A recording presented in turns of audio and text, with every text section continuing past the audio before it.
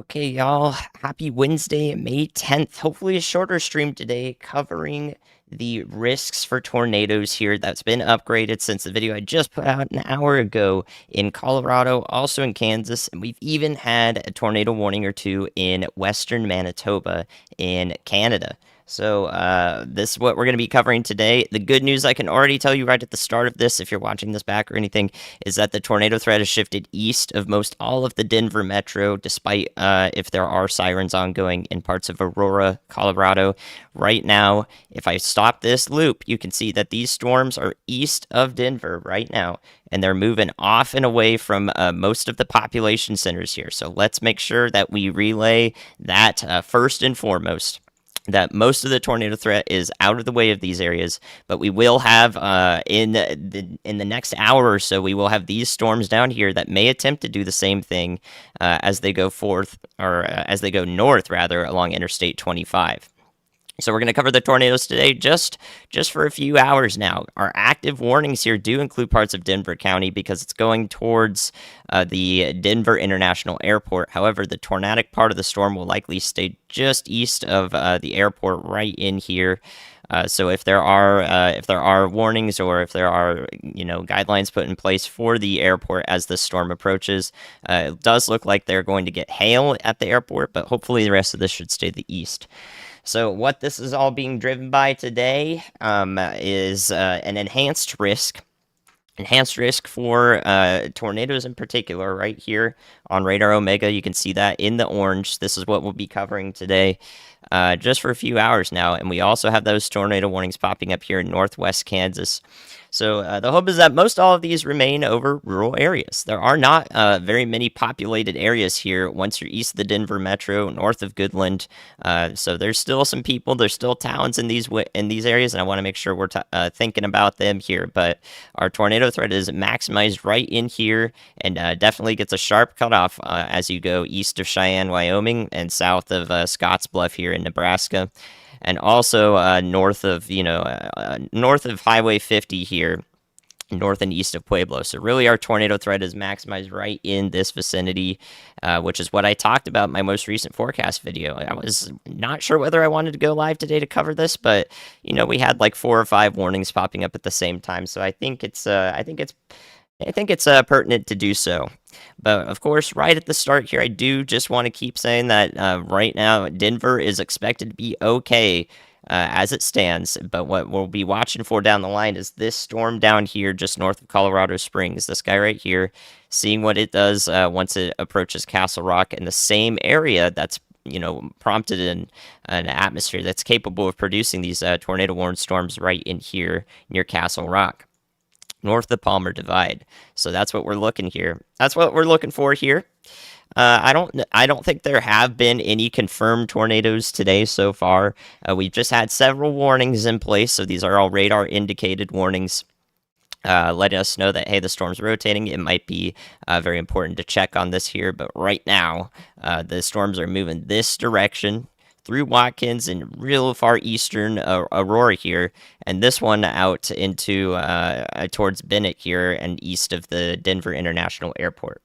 So this is gonna be a tough one for me. I'm hoping that this is more of a chill stream today, and the tornado threat is expected to increase instead of being maximized right now, right in the front range of the Rockies. It's expected to increase as we go through the night or the evening hours here, and then fall off really quickly after sundown. So hopefully this stream is going to help a lot of people, or one that it'll be a stream that's a lot more chill, because this will be moving away from population centers. That's the plan. That's the plan. That's what we want to happen here. But we have seen several tornado warnings. So I've also seen a few bits of misinformation spread around, because some of the radar data that we have seen has been what's called side lobed. It's a little bit complex of an artifact here that tells us data that's not actually real, and some people have been mistaking that as rotation that's occurring in the storm, when it's actually not rotating as forcefully as the radar makes it seem it is. So I want to make sure that we're given the most accurate information possible with radar expertise here. and avoid circumstances like that, because that can cause unnecessary storm anxiety in my opinion, and we want to make sure we're accurate when we're doing a volatile and a a sensitive operation like this that involves people in the path. So hopefully, hopefully we can do that very well. So thanks for the support so far today. Thanks for the support so far. What we're looking at right now is the northwest corner of Elbert County. Northwest corner of Elbert County, the northeast or eastern corner here of Douglas County, and right into southern Arapahoe County here. And also, just the tiniest bit of Denver County was in this warning recently, but it was allowed to, or it was fixed here, and now excludes any part of Denver County. This is subject to change. What we can tell here is that there's a lot of hail falling in the pink, and it's going to be difficult to see a tornado anywhere in this. So we'll see if that changes. But right now, I don't see it as a big issue or something that's going to produce a tornado right in the short term. Of course, we'll have storm chasers looking at it on the ground, but this right here is not rotation, but rather it's actually divergence, meaning that air is hitting the ground, spreading out this direction and this direction, like it would be in a downburst or a microburst. So what we're seeing here is actually air just flowing away from itself instead of coming together, which is what we would want to see in a tornadic circulation if we were going to have one. So that is currently not rotating, not producing a tornado here. We're really just looking at a gnarly hailstorm at the moment, which is good news. We'll see if that is allowed to expire as a result. And there popped up Chris Hall. There we go. So Chris Hall, I've been waiting for his button to show up. There it is right there. He's right in the middle of all these storms here in Arapahoe County in Colorado. Right in these rural areas here east of the metro. A good clip. So you can see his stream down there in the bottom right. I've also got Brad Arnold just below me. I'm not sure where he is yet. So if his indicator does pop up, then I'll be able to tell you. But right now he is in an unknown location. But I am sure he is driving towards these storms in particular. Okay, so one more quick go through. Let people know that the stream's going and so forth, since this is a quickly planned one.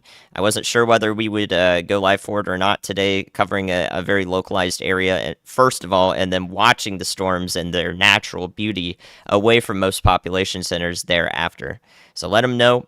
We're going to go through the tornado warnings now, since there also is one in Kansas, over here near Selden, right along Highway 83. So this is northwest Kansas.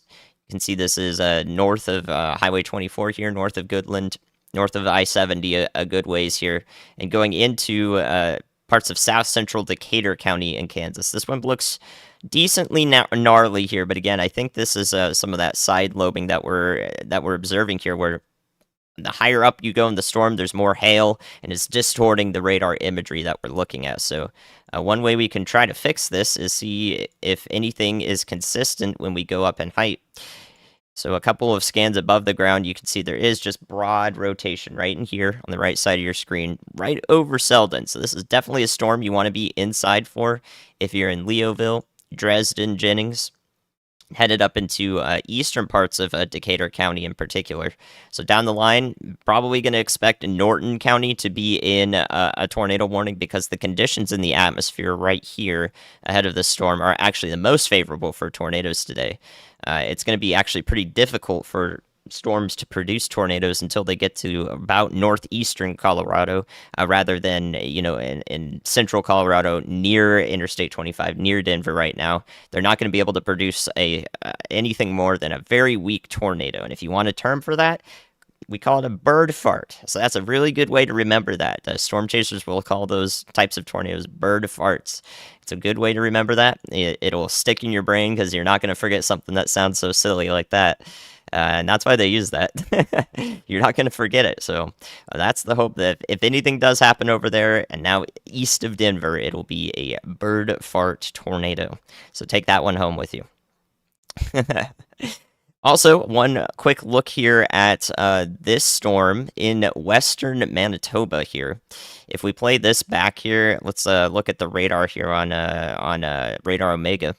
If we play this back here near Minnedosa, you can see a storm that's actually pretty nasty looking. If you look at this closely here on Radar Omega, you can see the boundary that it's hooked onto. Watch this blue line right here. This blue line right in there that's moving through there. That's the storm gust front those winds that the storm is pushing out of it. So this is one lone supercell here, western flank here, that's attached to its own boundary that it's put out here. And previously, it was tornado warned back in here west of Minnedosa from the Environmental Centers for Climate and Control in Canada, whatever ECCC is called. I always forget what the acronym stands for, but previously this was warned. If we take a look at the velocity here on Radar Omega, we can see earlier, if I pause at a particular spot here, that this was actually rotating. It actually could have had a brief tornado right here. Right here. It's really sneaky to see it, but this storm in western Manitoba definitely could have had a brief tornado or two associated with it. This frame looks like there definitely could have been a tornado. So this is now right next to Minnedosa in western Manitoba here. So this is going to go right along man, I don't know what to call this, Province Road 16, Provincial Road 16. I'm not sure what you guys are referring to your roads as up here, but these are some supercells up here that may continue to do something similar as brief, weak tornadoes. So already getting into storm season up here in the Canadian prairies. Pretty impressive stuff going on. So just a heads up for anyone along Road 16 here. Going towards this big old lake, which I wish Radar Omega... Oh, Lake Manitoba. The southern part of Lake Manitoba. There we go. Okay, so that's a quick look at all the storms. Let's go back to our Colorado warnings here, which were allowed to expire. Let's go. That's what I was hoping would happen, is that we would just have no more tornado warnings for a brief moment here and just be allowed to think about this and not have to worry about a tornado warning. So yeah, everybody coming in, we're not worried about tornadoes in the near term for anywhere along Denver and most all of Interstate 25, really. This storm is the only one that could do it as it moves north of Colorado Springs up Interstate 25, but right now it looks like a disorganized mess. So I'm not too concerned about that. Thank you for the support, Kevin, Kathy, Heather. Appreciate y'all. Appreciate y'all. Hopefully we can pay more attention to the chat today, too, if all of these warnings are allowed to expire. But we got Storm Chaser Chris Hall down there. Let me see if that's what I'm watching there. Okay, I'm watching his YouTube feed. Chris Hall is right in the middle of whatever is going to become of this mess of a supercell or two coming together here east of Aurora, Colorado. He's right here in this this area here. So if he gets something on his feed, we'll be able to see it there. But currently, it's not looking too bad.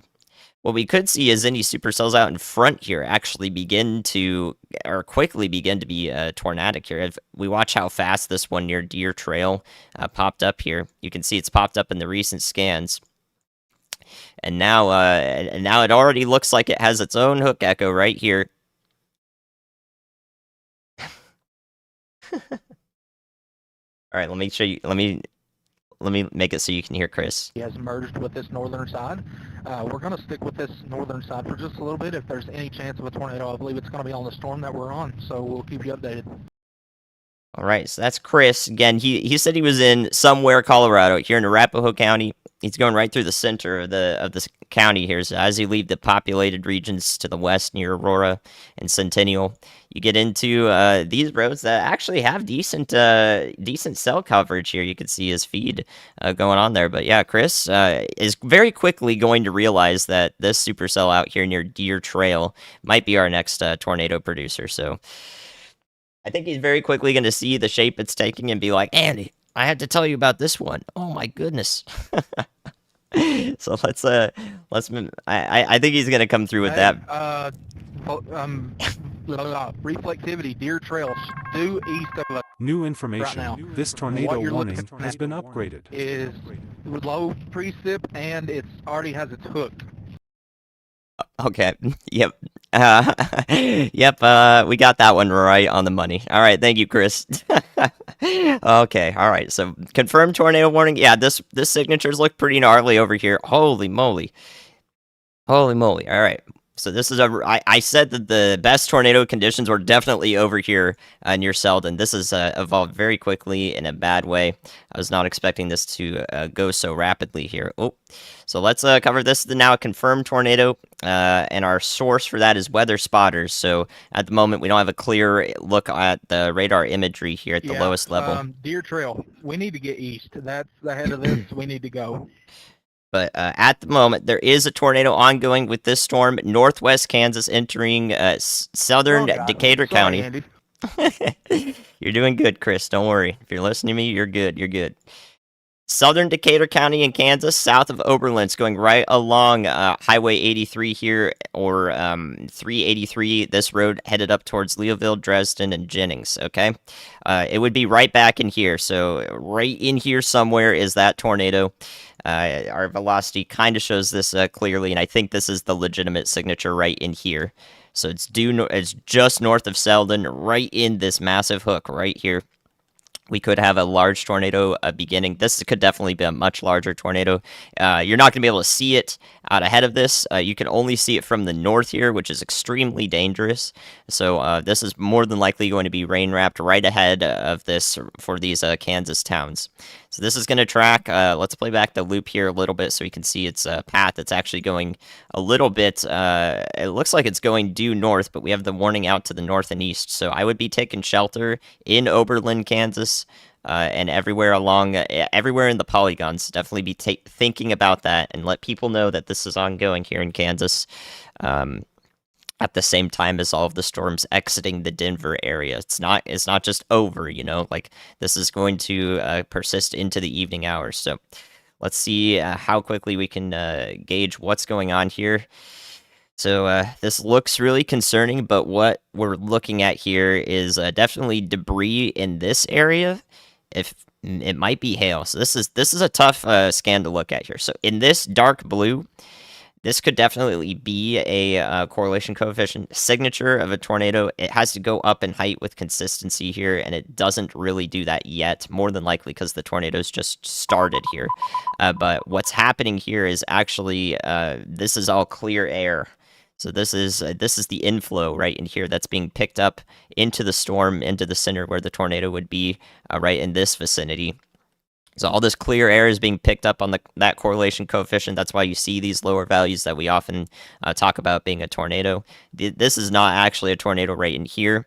And all this stuff down here near Selden is more than likely hail. So we could have a sneaky tornado right in here somewhere that's being masked in radar data.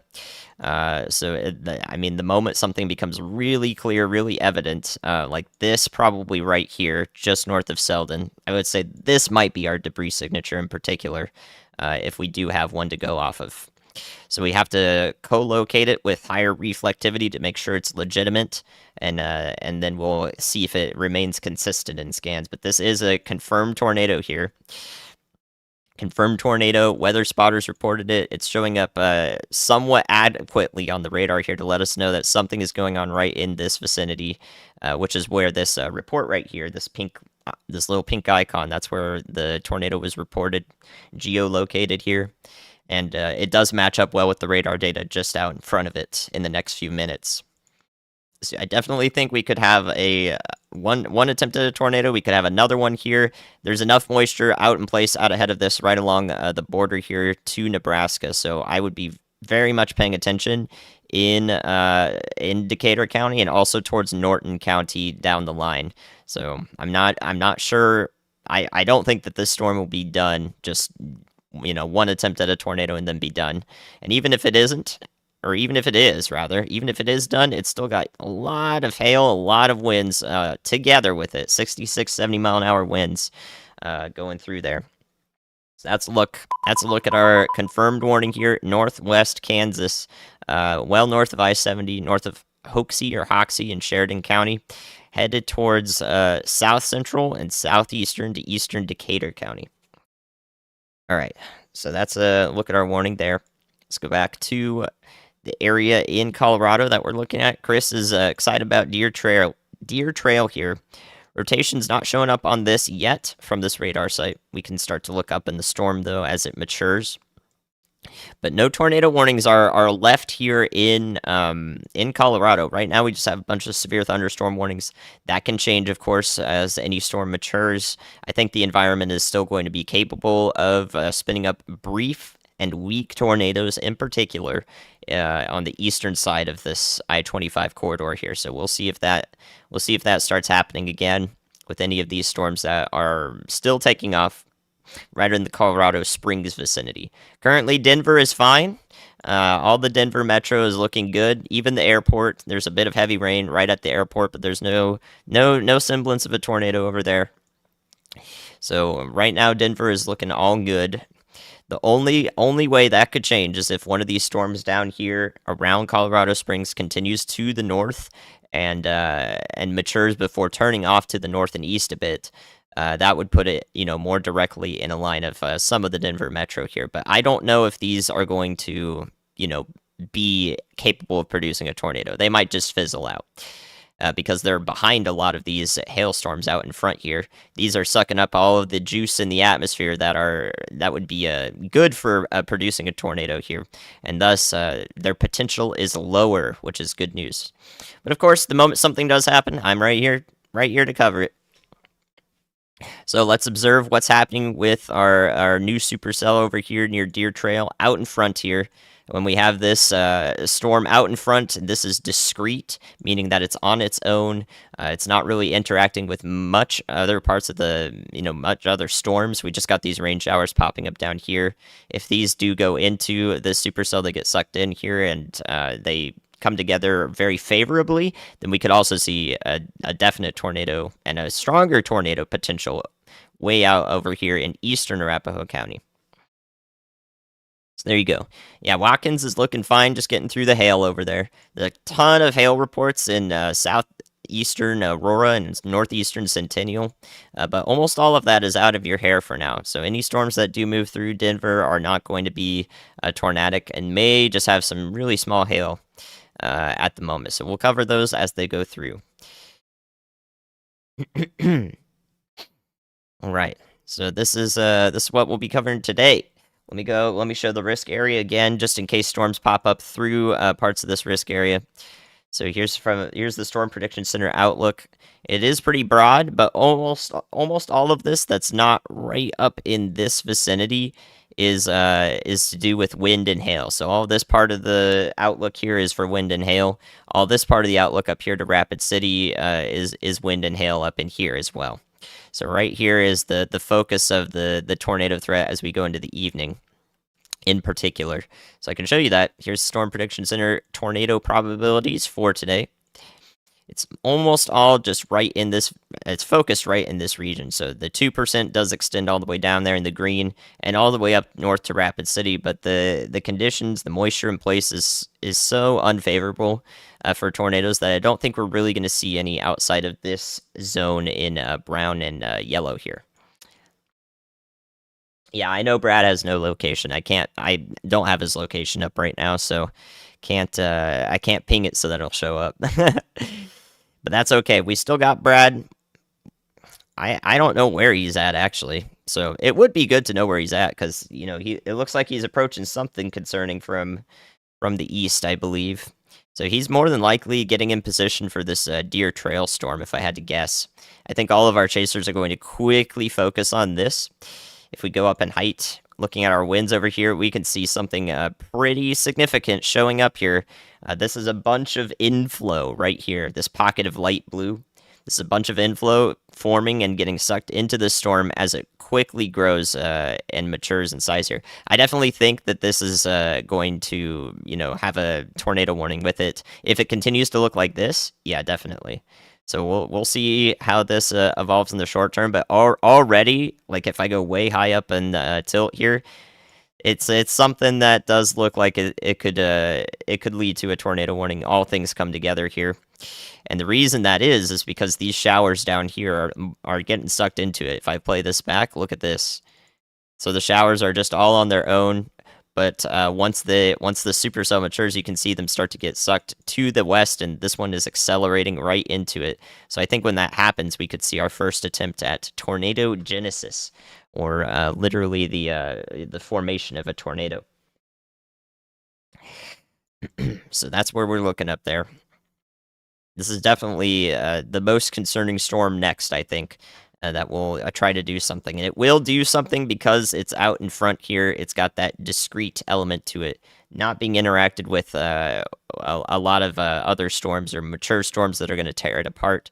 Rather, we just got a bunch of showers popping up, and these are going to combine together and possibly give us something significant to look at. So there we go. Live look at that as all of these storms leave Denver. Thankfully, I don't think anything significant has occurred so far today besides a bunch of hail. So hopefully we didn't get any damaged vehicles or, hail dents over here in Centennial and Aurora, because all of these are hail reports that pass through, but none of them are really larger than an inch and a half or so. So I don't think we really saw too much damage there. And I think we're going to stay with the tornado threat being north and east of Denver. But that will persist over the next few hours. So let's go back to our confirmed tornado warning here in Kansas. It now looks like a mess. There's also flash flood warnings associated with it. Very, very, very heavy rainfall occurring here. 80-mile-an-hour winds also occurring. Just all around, the storm is just disgustingly messy, and I mean, it reminds me of Kansas, that's for sure. So right in here would be a little bit of a weak echo region that's bounded. So this tells me that there is an updraft occurring in the storm. This part of the storm is rising, and where that is where we could also see another attempt to add a tornado.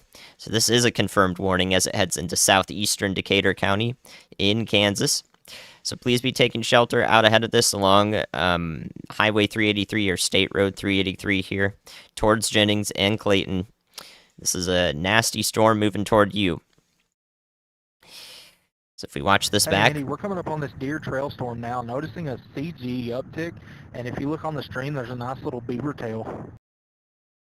All right, so Chris is going to get a really good look at that discrete supercell out in front. I'm going to show you guys Chris's feed here in just a second.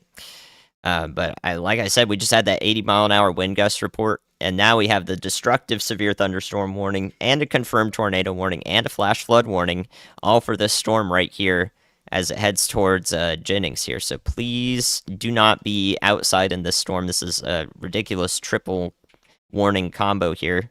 And I definitely think it looks primed to attempt to put another tornado down here. Very powerful winds on both sides of the storm. Holy moly. All right. So there you go. Be thinking about our friends east of Oberlin and in Norton here in northwest Kansas. Here's a look at the state there. You can see it. Looking at northwest Kansas here, an area that's in a bit of drought, hasn't seen a lot of storms recently. This is a different type of risk day, a high risk day, a high plains risk day. Sorry, not a high risk. This is an enhanced risk, a high plains risk day, and those are few and far between as of recently. You may have heard people talk about the last time being 3 years ago or 2018 or so forth, because we don't get these tornado risks over here too often that are so concentrated in the atmospheric parameters that are supportive for tornadoes. So yeah, doing well, hopefully for a mostly unplanned stream here. But when I was making the video this morning, and it uptrended right when I was making the video, and I saw the 10% risk for tornadoes, I thought about it. But I'm also a human, and I have been awake for 22 hours, so this is a little bit difficult for me. So hopefully I'm doing okay so far, and not being incoherent. Hopefully this is decent coverage here. I'm trying not to have any lapses of the brain. Most recent scan of the Deer Trail storm actually looks like it's a little bit disconnected now. I think these showers are interacting with it unfavorably. So let's see what Chris is looking at here. Storm Chaser Chris Hall here, looking at the Deer Trail, Colorado storm here from Interstate 70. So he's on I-70 right now. You can see the horseshoe. If you look really closely in front of us, you can see one cloud. It might actually be two separate clouds trying to look like a horseshoe, but he is pretty close to the storm. So I'm going to say that we're looking at something like the horseshoe from the back here, and on that far edge there is where you'd expect a possible tornado to form or a wall cloud to start descending. Below where the updraft is coming into the storm there. So right in the center of the panel, you can see basically the base of the storm where the air is rising into it. Chris has a really good look at that, while his feed is mostly doing okay here. So he had a good look at it. Interstate 70, pretty good data, I'd say, actually, for being east of the Denver metro here and not close to many cell towers. Pretty exciting data out there. To be able to storm chase and have consistent signals out there is pretty impressive. All right, so looking at all these storms as they're well east of Interstate 25 now. Seeing if anything's going to pop up. I think that any one of these storms could also become tornadic. We see some velocity signatures here that look a little. They don't look organized to me, but we essentially have almost a line of supercells right here, right up ahead of this, and a sort of a disorganized one right in here. So if any of these start to really take in some winds and organize them right into the inflow here, I think any one of these could become tornadic as well. This is kind of what we were looking at in the model data that I showed in the video. We were kind of looking at one storm that really popped up and just tracked along this path, along Interstate 76, through the evening, and really just became an absolute monster supercell. Instead, we have 2 or 3 of them right now. Will they consolidate? Maybe, and we might see that come to fruition there. So that is a possibility as we watch this evolve. But it does look like this Deer Trail storm is really struggling to do something right now. So it used to have a very strong updraft, and now it looks very weak. It looks like it's rapidly falling apart there. And we have a look at what that looks like, the evolution of that from Chris's feed. What does a decaying storm essentially look like? What is a storm that's being tugged apart, maybe by the hailstorms back to the west of it? What does that look like? Well, it still looks like dark clouds, but it doesn't look like a wall cloud. It doesn't look like a tornado. So that's good news, at least. So that's an update on what's going on over here. Still watching these storms around the northern part of Colorado Springs here, just in case one of these start rotating again back to the west and posing another, warning or two that might come up for parts of the southeastern Denver metro in particular. So we'll see if that occurs. But right now they don't look too concerning, which is good news. Right, watching this velocity signature closely. As far as I'm able to tell, currently getting half-dollar sized hail. As far as I'm able to tell, this one is mostly legitimate here in our low returns out in front of this. So we have some semblance of some strong winds being pulled around in this part of the storm. Now, I don't really. This is in a very rural area, so it's well south of Interstate 70 right now, south of Strasburg and Byers. So I'm watching each frame come in here. If this attempts to do something, it does have some very strong dynamics or the winds associated with it here. So we'll see if that does attempt to do something. Every frame, it does look like something is trying to happen here, and this is convergence. We have winds going this direction and this direction here in the green, this direction in the pinks and tans here. So this is convergence. This is something that could organize into rotation. So this is what I'm most particularly concerned with. Chris would also have a good look at that. He said he has half-dollar size hail, despite this storm looking very unhealthy. So very, very small hail core, just probably ending here and falling out right where he is, north of Deer Trail here in Colorado. So yeah, I'm gonna watch this most closely here. This part of the storm right here, I think is going to it might attempt to do something here. So this is the most concerning thing in Colorado at the moment. This was kind of like what the storm near Blanchard in Oklahoma looked like before it produced the coal tornado. So when we have this convergence, this signature right here, it definitely bears watching because I think I can already see what's starting to happen here is the convergence is right in here, so it's not a part of the storm that there's no hook there, there's no nothing. But if we watch this back just a little bit, you can see this part of the storm beginning to reach out here and might wrap up and connect just out ahead of it. So we could see a hook form right here if this does come to fruition. So that's what I'm watching most closely, seeing if this storm in particular will reach up and form something right in there where the winds are very powerful winds. So I'm watching that very closely. I think that is a concerning sign. Every new scan looks even more conducive for that exact thing happening. Let's go back to Kansas. So at the moment, Kansas looks a little disorganized here. A little disorganized here in Kansas, but what we do see is a wrapping of the winds all the way around into basically where the hail core is here. So the winds have to travel all the way into the storm here, way out from in front of it and all the way in here. But they can do that because all the winds at the surface here are from the east. They have a strong easterly component to them, as we say. And this is the part where it's rotating right in the center here. You can tell that this is actually legitimate rotation and not just like hail destroying the signal and so forth. Because right in here we have a weaker area, so not as heavy rain falling right in here. This is where the air is rising into the storm, and it also is where near where we would see a tornado occur. So this rotation occurring right here, where the weaker rainfall is happening, is a very good signal here for letting us know that this is legitimate. We could have another attempt at a rain-wrapped tornado here northwest of Dresden in Kansas. And regardless, it's a very powerful storm. So I do think that it's going to attempt to drop a weak tornado here again at the next cycle of the storm, as this has already produced a tornado back when it looked like this near Selden.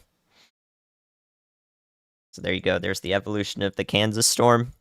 As it heads up, it should go to the east of Oberlin in Kansas, but if you look at the track of it, really, it wants to go due north. It really wants to go due north, and it could also move to the northwest once it forms. So I would advise everybody in Oberlin in Kansas to take shelter as well. It's a good idea to do that for storm preparedness. Let them know in Oberlin, Kansas. It's a good idea to be taking shelter if you know anyone in here. Anyone in this part of northwest Kansas. All right, the rest of these storms down here, watching for anything popping up here, seeing if it will become tornadic. Were you guys able to hear that last tornado warning, by the way? Let me know where you're watching from. I'm watching the chat. Let's get them all in here. Thanks for liking the stream. A mostly unplanned stream. Wasn't sure if I was going to do it or not, but this is definitely important coverage, I think. Let me know where you're watching from. Look at that. They've already issued the tornado warning on this.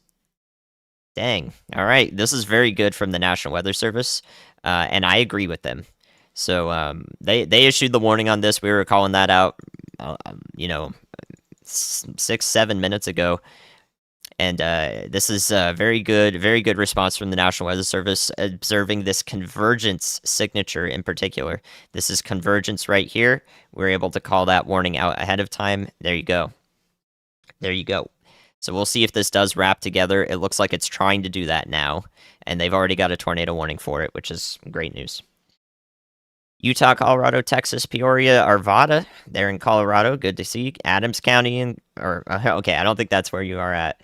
Golden, Colorado, Central Indiana, Southeast Kansas, in Minnesota, Rhode Island, Minnesota, London, England. Lots of weather enthusiasts here from all over. This is good. That's what we want. We want people in the Denver metro to be paying attention, but most of the storms are well off to their east, so they should be fine.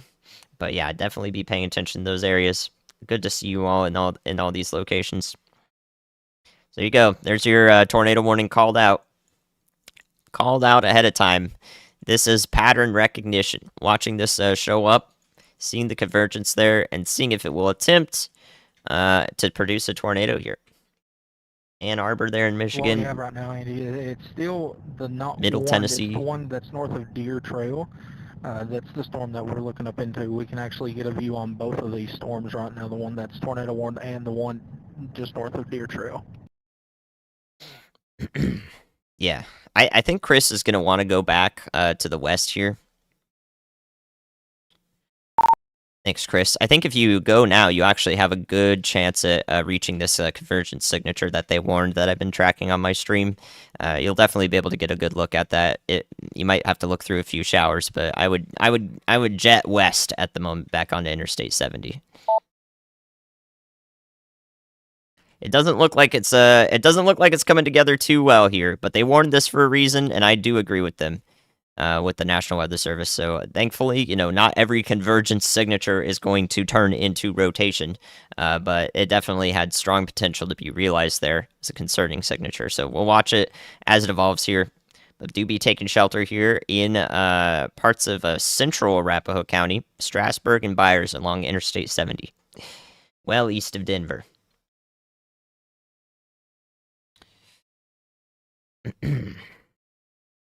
Sister in Denver, very good. Yeah, I'm happy. I'm happy to hear it when people are watching for the people that they care about. That's definitely a very important thing, very important part of this stream. I agree with y'all watching it, so I appreciate that. Thanks for letting me know. So yeah, this is let's see what part of this. This is South Central Adams County where this is headed. So very rural area, very far east of most of the populated parts of Adams County, which are back in here in the Denver metro. So this is well out ahead of it, over here, right along the bend of I-70 here, east of Denver. There you go. Let's look at it. Looks like it's not doing a great job at coming together. But the tornado potential remains it remains very good for the next few hours out in front of this storm here. It's going to persist for quite some time as it goes along Interstate 76. As we get more storms forming and moving in this general direction into northeast Colorado. So I think the conditions are still going to be favorable for quite some time. Next area I might start watching is up here into Adams County here. So this would be central Adams County in a rural part of the state. If this does come together at all with this preceding supercell interacting with this supercell back in here, we could see rotation get tighter because we do have some strong winds on both sides of this updraft, downdraft convergence zone.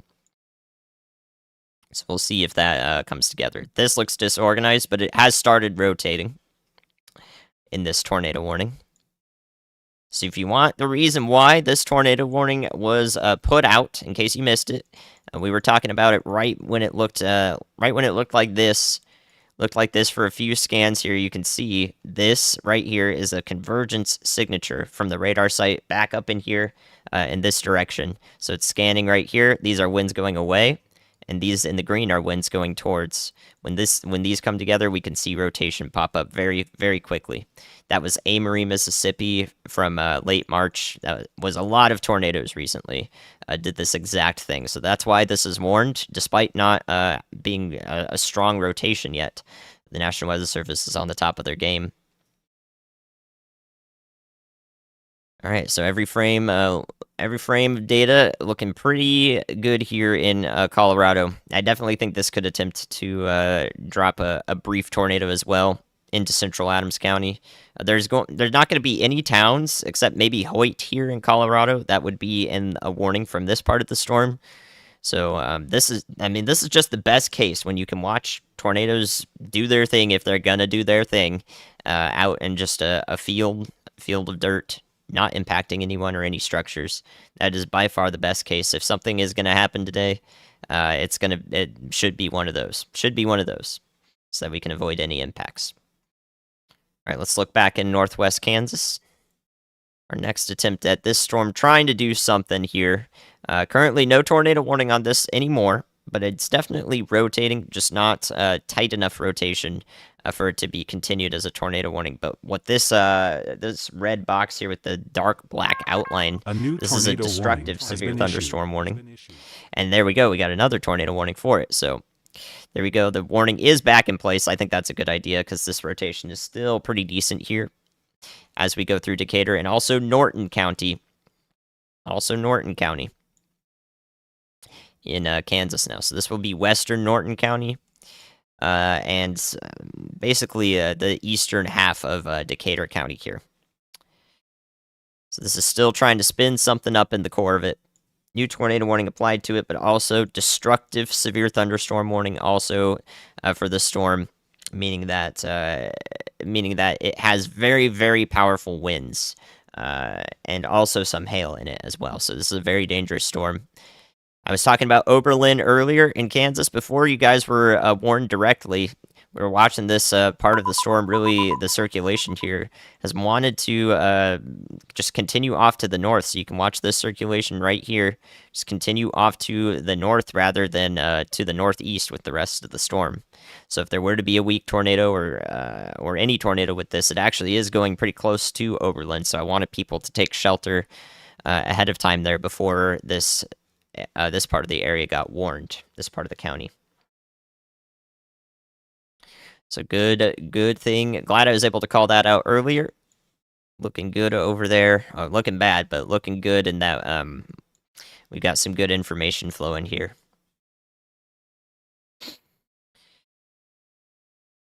All right, so let's look at some of these other storms. We've also got a destructive severe thunderstorm warning for Ray, Colorado, where baseballs have fallen in the town from some of these hailstorms over here. So you can see this one in particular chucked some baseballs right into the town before dissipating just a little bit off to the north and east. All right, so hailstorms over here, not seeing them rotate at all yet. I really think our tornado producers anywhere around Ray or to the north towards Holyoke, Julesburg would be later or in a couple hours from all these storms back in here in what is this? It is northeast Colorado. So these storms that are going to go up Interstate 76, probably in this direction, but continue to develop out in front and pass into these areas.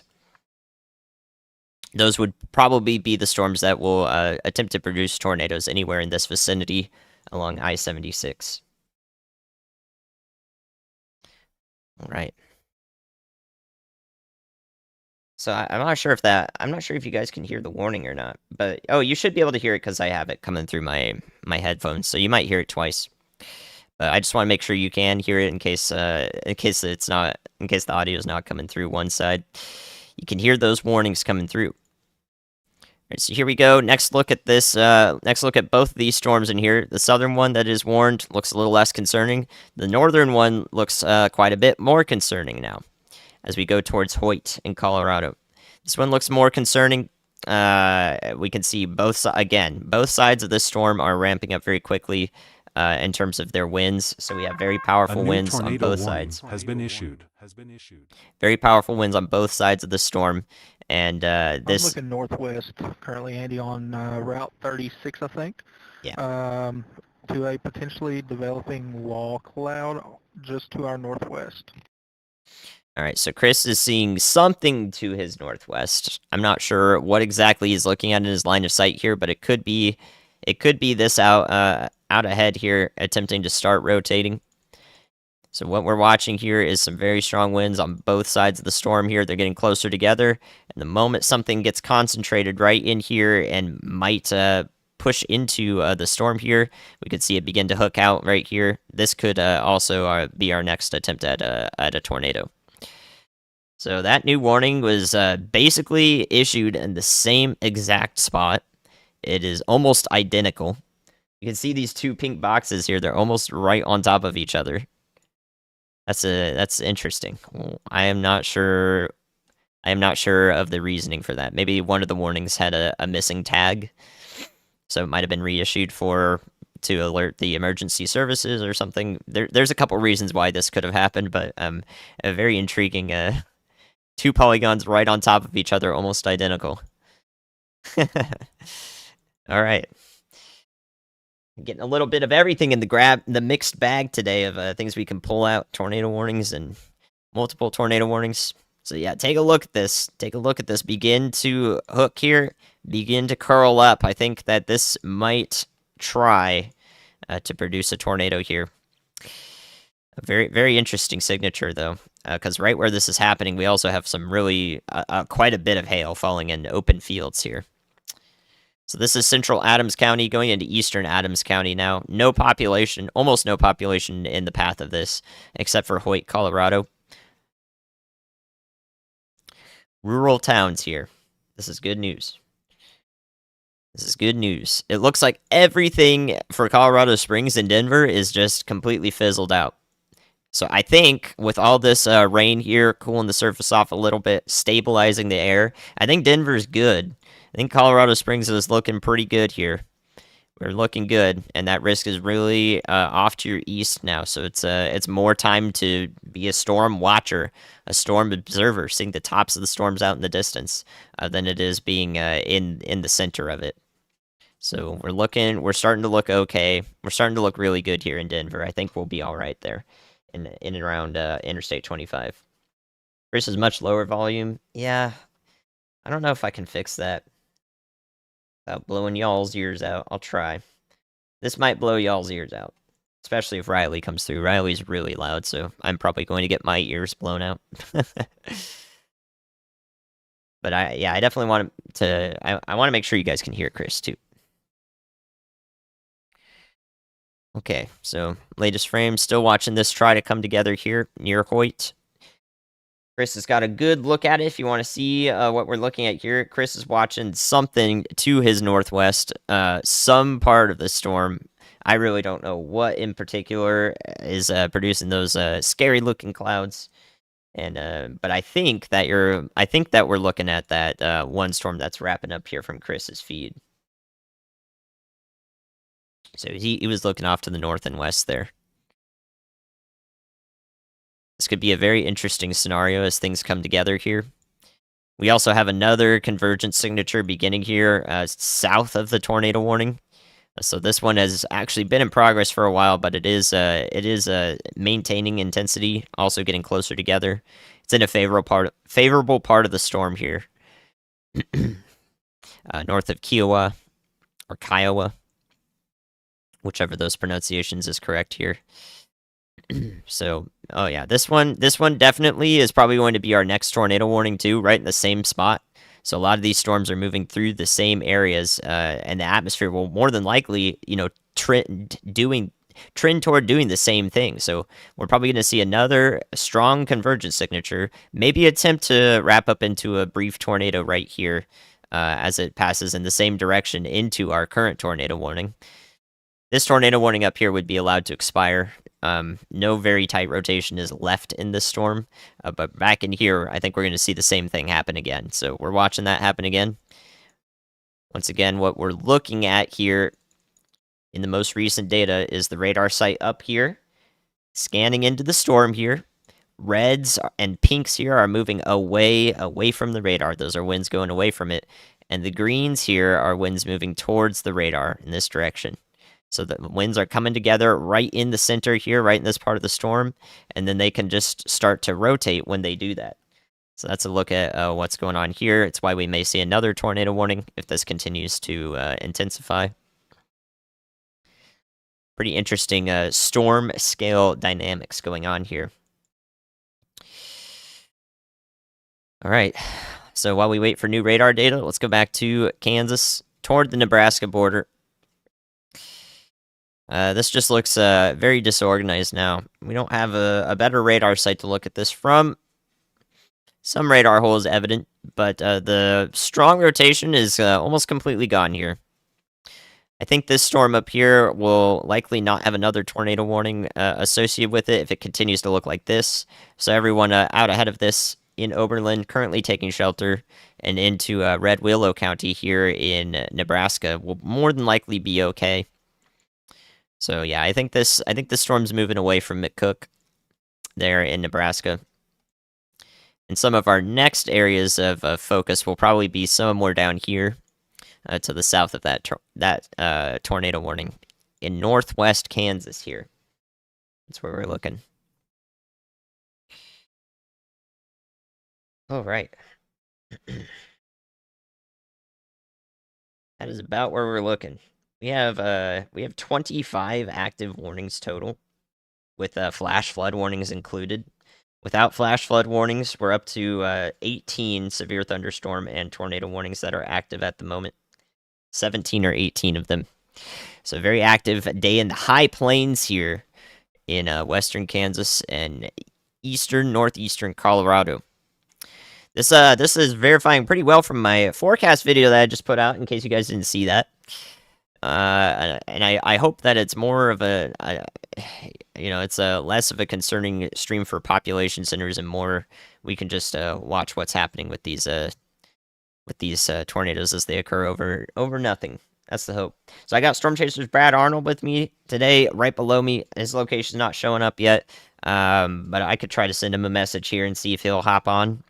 And also Chris Hall, who is right in the middle of those warnings in and along I-70 in Colorado here. So that's what we're looking at.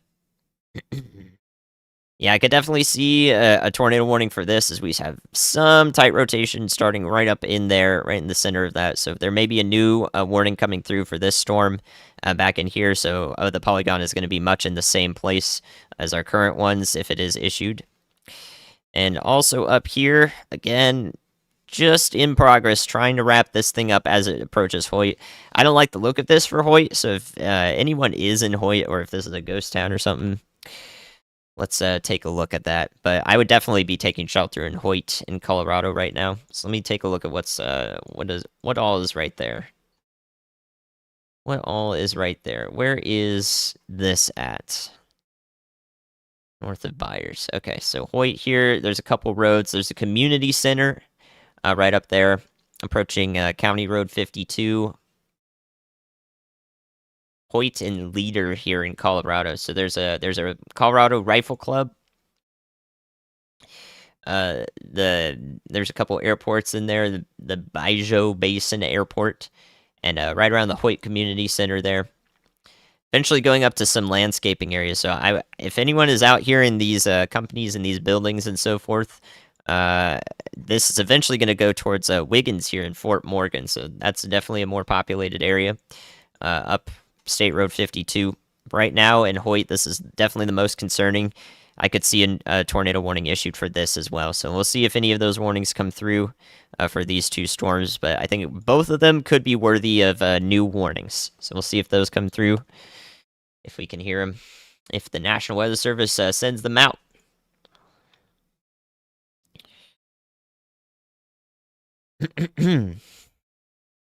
Yeah, so the way these supercells work in the high plains, for anyone curious, it's the reason why it's rare for us to get these types of days where we get a tornado set up in northeastern Colorado. That actually included Denver earlier today. The reason it's rare is because we have to get moisture that streams in from the east here. So this is all coming from the east. All these winds at the surface are easterlies. So they're blowing from east to west here. And when they do that, normally winds would be blowing from the south. And when they blow from the south, you get the supercells that look like this with the hooks out to the bottom. But when they're blowing in from the east here, then you get the supercells. Let me draw it for you.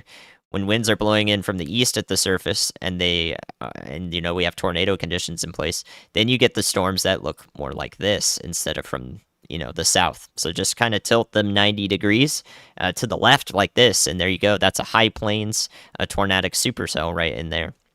That's what that looks like. So yeah, you kind of just have to tilt it like that. This is definitely on track to get a tornado warning for Hoyt, Colorado.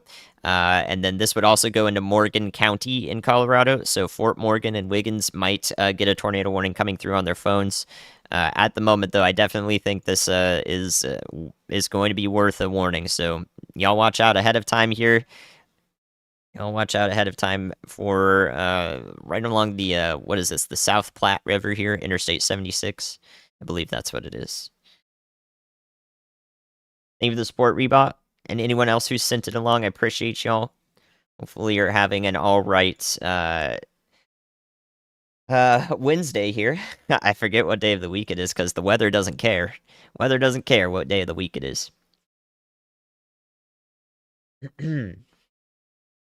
Appreciate that, Reebok. Thank you guys for thinking about supporting the channel again. I don't want to make it about that at all. So if you're coming through with that, that's all on your own accord, and I very much appreciate that you have that mindset of support.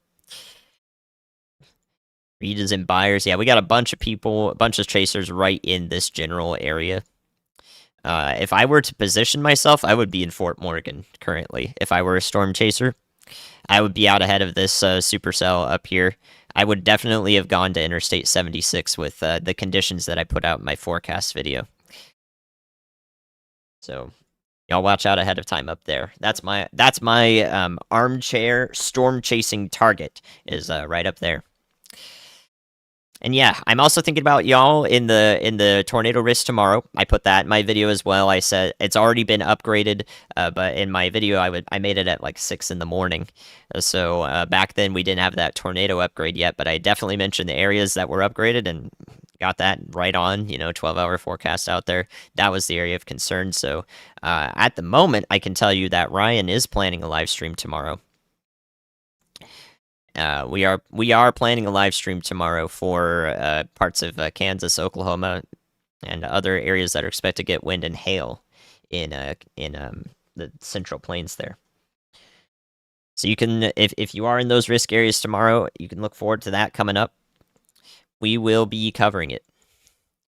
So this is a super interesting storm in particular because this preceding supercell is kind of getting wrapped up into it. So you can see it moving a little bit to the north and east, and this one is kind of traveling north and west here. So they're starting to interact here, and you can see because of the heavy rain here from this supercell off to the east, you can actually see where the rotation would be directly right in here. Look how clearly that shows up right in there. That's where our rotation would be. It shows up really well because of all this rain. Simulating like if there were a tornado whipping up like a debris field or a bunch of dust around it, it would look like this on radar. That's very close to the tornado. But because there's a bunch of rain in this part of the storm, we can actually see what the vortex looks like higher up. However, at the same time, I think it's actually interfering with any attempt at producing a tornado here. It doesn't look like it's supporting the development of one. So, not seeing a warning come through for this because it's disorganized right now. So, active situation. See how this develops. Thank you, Christina. Thank you for the support from Canada. Thank you, Shane. Appreciate y'all. Yep, we're flicking back and forth between these and also the ones in Kansas right now. And if there is another warning issued in Manitoba, or especially as these storms get close to Winnipeg, then I'll also take a look up there. The one in Kansas looks like crap now. It looks like crap. So up near Oberlin, this warning is definitely going to be allowed to expire. Passing through eastern Decatur County, it's just a bunch of wind and hail now. But previously it did have that tornado warning, so I'm more concerned with how some of these down to the south of that warning will develop. More concerned with those at the moment. And also the flash flooding risk. For these areas that are in a bit of a drought or a more extensive drought, especially into southwest Kansas, flash flooding is going to be a big concern here. Yeah, Brad's got a really good look. Let me bring that up. Wow. I don't know where Brad is. He's somewhere in Colorado, but dang. That's a look. Look at Storm Chaser, Brad Arnold's feed right here. Actually, yeah, let me talk to him. Let me see if I can get through to him. Hey, Brad, not sure if you can hear me, but I am streaming, and I am looking right at what you're seeing here. So if you are with me here on Zello, do let me know. We're happy to hear from you.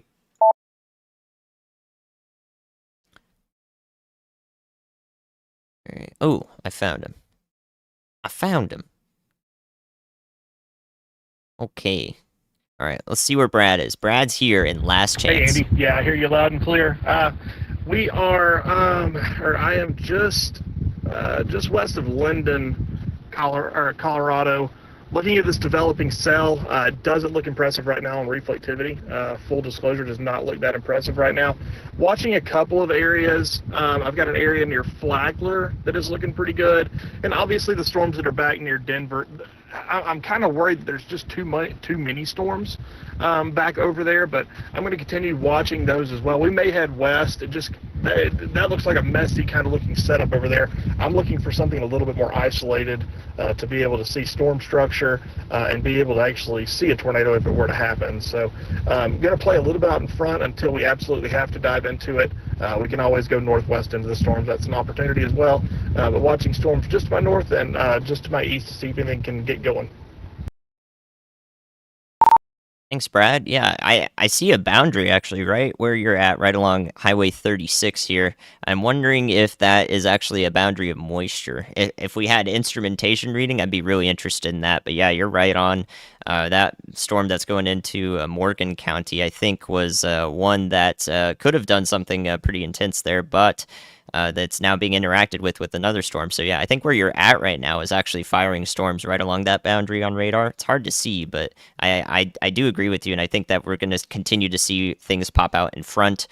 This is the second storm that's popped out in front, as you know, so you're definitely in a good spot there. But you might want to think about going north. That would be my next concern. There you go.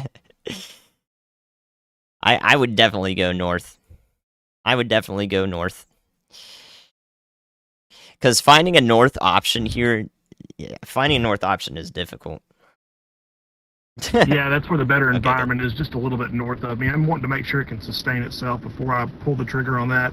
As far as the readings that I'm getting from my cyclone port, I've got 69-degree temperature with a 54 and a half degree dew point. So we're right on this. We're right on this kind of tongue of better moisture, and we're just waiting to see what it can do, if it can do anything at all. All right, so that's Storm Chaser Brad Arnold there, guys. I don't have Frank. If you're here, you could definitely edit the description of this stream so that we can include the chaser or links to the chaser channels there. That would be really good. I didn't have time to do that right when I was setting this up because there was a lot going on. That would be good. But yeah, look at the definition of that cloud there. Andy, I would like your opinion on this. What is your concern? Are you concerned that this same storm, or this storm that I'm going to be heading north into right now, is going to do exactly the same as the other storm that joined into that main area of convection to my west? Are you concerned that it's going to do the same thing? Because we really needed to turn more of a northeast way to be able to maximize tornado potential right there. I see. Yeah, he is concerned with that. That just depends. Thank you, Frank. Yeah, we can do Chris and Brad for that. That just depends, Brad, on whether it can mature fast enough. I think it depends, Brad, on whether it can mature fast enough so that it actually becomes a right mover, and instead of going north-northwest, it has that more northeast component to it. Right now, it's definitely trying to go more northwest, and those storms also being a local low pressure will suck it into them. So it's got to form fast enough, mature fast enough, and it might take another attempt at a storm out in front to be able to do that and stay more discreet. This one does look at the moment like it's going to get sucked up because it's not going fast enough. It's not going up fast enough. It does look like that's kind of a dry line there. This is the east-west boundary. So that it's a dry line that's definitely influenced by topography.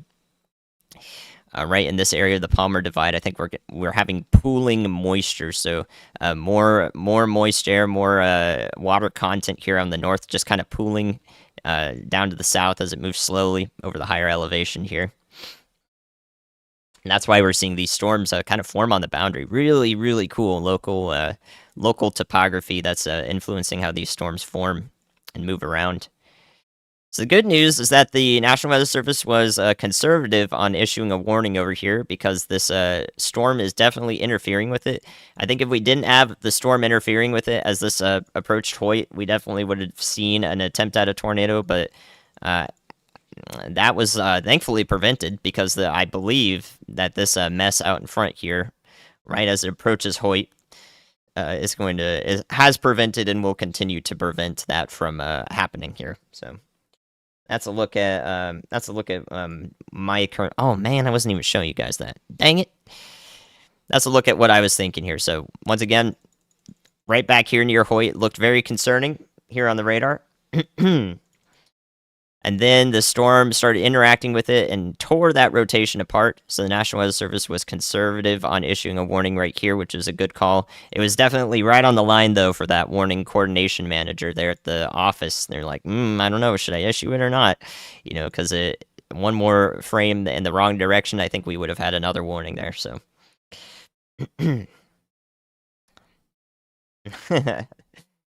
But yeah, Brad and Chris both have good looks at what storms look like here in the high plains. Almost some of the best chasing country you can get. Best chasing terrain. You can just see the storms real clearly, real far away. Very rural areas in a lot of parts of this area here, east of Denver and northeast Colorado. So, you know, a tornado that does happens over open field. Storm looks great. You have great visual of it. That's the best case, and why a lot of storm chasers like the high plains, as opposed to, you know, some of the central plains, some populated areas. We don't want that. So if there is a tornado to happen, just let it happen out here where nobody gets impacted, except positively for seeing the beauty of nature and the power of nature. Thank you, Totem Wolf. I'm happy to support, happy to help with the weather enthusiasts.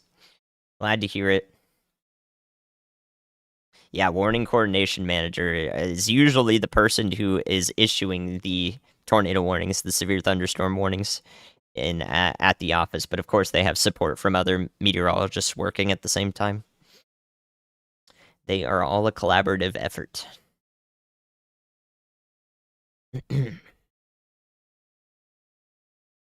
Alright, so yep, still looking good there in Colorado Springs and Denver. Looking good in Cheyenne. Not seeing the most concerning storms over there popping up. It's really out in front, out to the east. So we're thinking of our friends along Interstate 76. Definitely at least a strong hail and windstorm approaching Wiggins and Fort Morgan here in Morgan County in Colorado. So at least a strong storm is going through.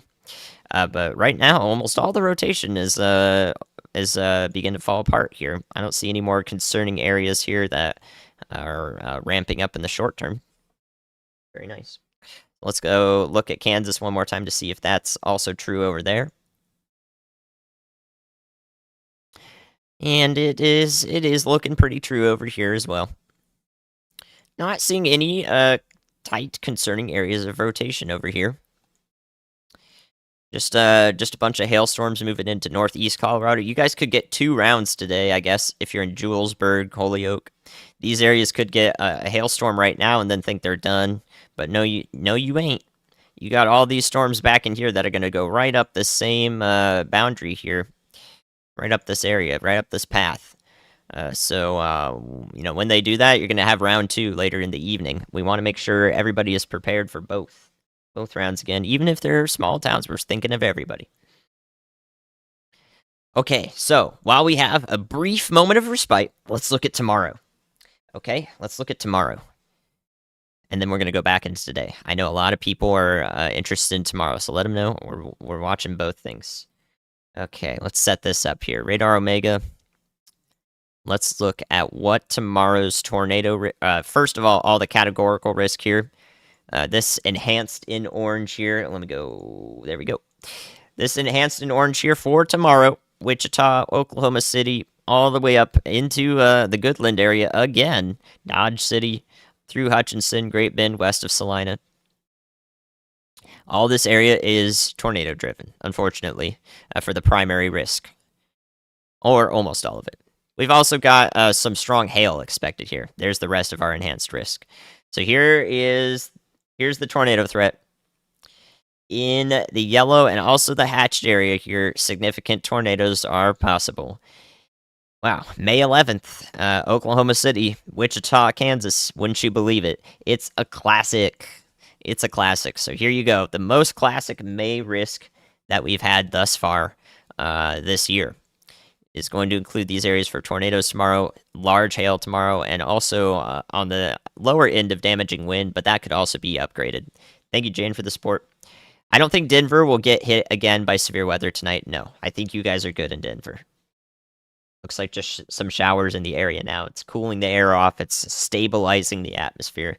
Not going to be any more severe weather in the Denver metro. So here's a look at tomorrow. So let's see how this pans out from some of our model data.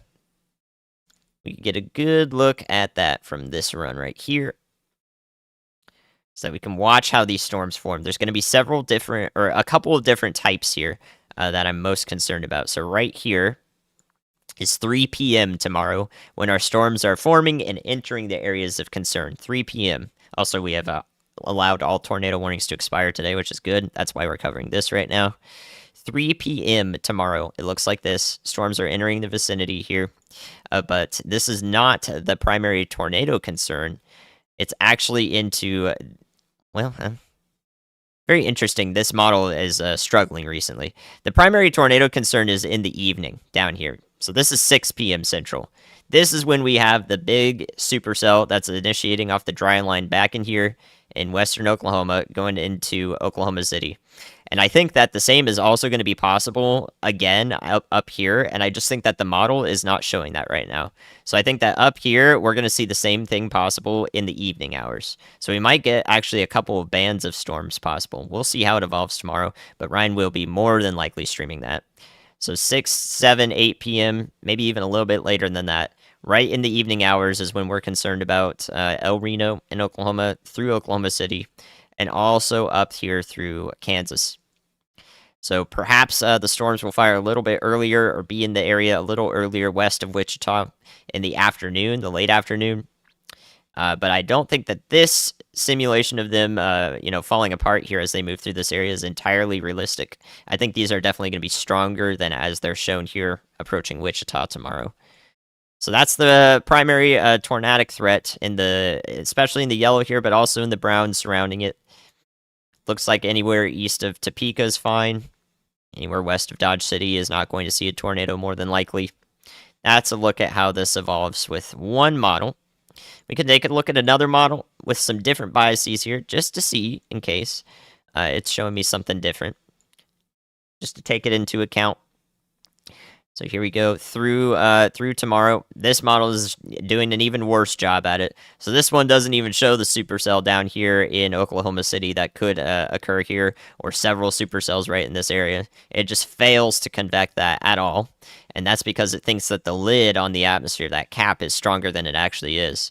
But you can see the rest of the storms moving through the area of concern through the afternoon and evening hours tomorrow. Late afternoon to evening. So there's a look from multiple models, doing the best to, interpolate, what actually is going to happen based on both those models. We're not really seeing actuality. I think actuality will be a little bit more than that. Still slightly conditional, but I do think that we will see supercells in this area. I already answered Denver's not getting hit again, guys. Come on now. Let's go. Spam in the chat. All right, so hopefully that was helpful for tomorrow. Right, Andrew? Oh my goodness. You guys are being silly. It's because they're excited about Brad Arnold's feed here. Look at Brad Arnold's feed. Dude, they're excited about this. Luckily, this is not happening in Denver. It's all going to be east of it, but we are concerned about Fort Morgan. So look at Brad's feed there. Brad Arnold's got a very good look at this, and he is driving north towards Brush and Fort Morgan in Colorado. He's looking due north here at this leading supercell that actually is staying a little bit discreet for now. So here's a look at the storm. We're going to call out parts of the storm if I can analyze it in just a second here. This is what it looks like on radar. So this is that one supercell starting to form out in front of the rest of them here. We've got that north option. It's trying to stay away from the ones to the west, and it looks like it's doing a decent job at that, actually. So this could be a concern if it continues to stay isolated out ahead of the rest of the storms. That would be the best way for it to produce a tornado. So there you go. That's what it looks like on radar. Brad Arnold is right here. This dot is Brad Arnold, and he's looking north into this storm. That's what it looks like. So a little tough to call out some characteristics here, but the hooked part of the storm, the lowering part of the storm, is towards him. It's also a little bit northeast of him. So what we could be seeing is the updraft base, or where the air is rising into the storm, right in the center of this frame here, right in the center there.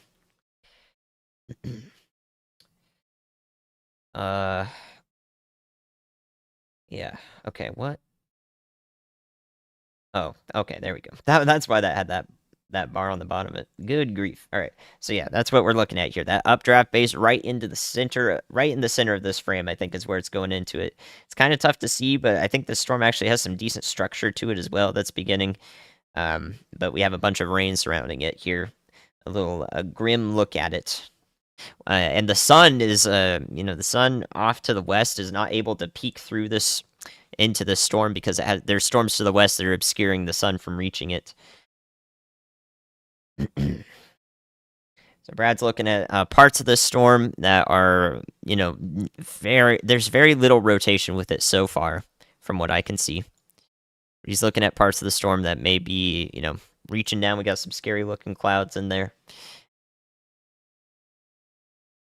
Thank you, Andrew, for the support. Brad has been spot on. Yeah, you don't want Brad Arnold in your town because he's been doing pretty well. Of course, on the Cole, Oklahoma day, nobody could have predicted that. A lot of chasers were up north in Nebraska, Brad included. So that was the one that snuck through. That was the one that snuck through for Brad Arnold up there. So we'll count that one out, though. That one was a tough one. Thank you, Solar. In Brush, Colorado, yeah, Brush, Colorado is gonna get. You guys are definitely gonna get in on some severe weather. It's gonna look like. Well, that's basically the area that I'm watching most closely. So definitely stay tuned. Pay close attention here in Brush, Colorado. No, Denver's fine. We're done with Denver today, which is good. The I-25 corridor is done today. Yep. So Brad's got a good look at the storm here. Let's see. Chris is... Where did Chris go? I think I lost his marker again. Let me see if I can get him back. Oh, there we go. Ah, there he is. He's popped up. So he's right behind Brad here, moving into the same storm. There we go. I lost him for a second, but I pinged him, and then he came through. So Brad Arnold and Chris are going to have the same point of view here, looking into this storm. Brush, Colorado here is at the top of your screen, right along Interstate 76, South Platte River there. And this storm is going to be pretty powerful as it approaches y'all there. So this storm in particular will go up that direction. This one out in front of it that our storm chasers are looking at is pretty disorganized here. I think it's still getting pulled apart here by this strong storm with a lot of hail in it here in the pink. Right in the pink part of the storm here is a bunch of hail. It's not necessarily very large hail, but it is a lot of it. And it's also hail that's, being driven by winds. So that's what we're looking at there. Anywhere along the Interstate 25 corridor looks good, guys. You guys all look good all the way up through Cheyenne. You're looking fine. I'll bring up another radar site just to show you that. But you're all looking good up there. Our severe thunderstorms are starting to form for wind and hail down through eastern New Mexico, though. Very interesting. That slight risk goes all the way down into the panhandle of Texas for Amarillo and surrounding locations. So down there, we're going to see those storms pop up, but I don't think they're going to be tornadic. But we'll take a close look at them just in case. So yeah, everywhere up through Cheyenne's looking all great. Denver Metro, Colorado Springs, Pueblo, and Fort Collins, all of y'all are looking great here. The severe weather has not maximized, or it has already gone over the locations that it would, which is forming right around the Denver area. A very spot-on forecast there. And moving out to the northeast. So Cheyenne looking fine. Northeast Colorado, that's where we're concerned. Yeah, hopefully that helps solve all of our issues there, all of our anxiety for people along Interstate 25, as this is a rare risk day for a lot of y'all in that area, understandably so. But it looks like we're done there. As stated in the most recent forecast video here on the channel, it's doing pretty good. Doing pretty good. I like that video a lot. There's a lot of good stuff in it. I recommend taking a peek at it later on, or right now if you're down the line in the impacts. Very happy with that video.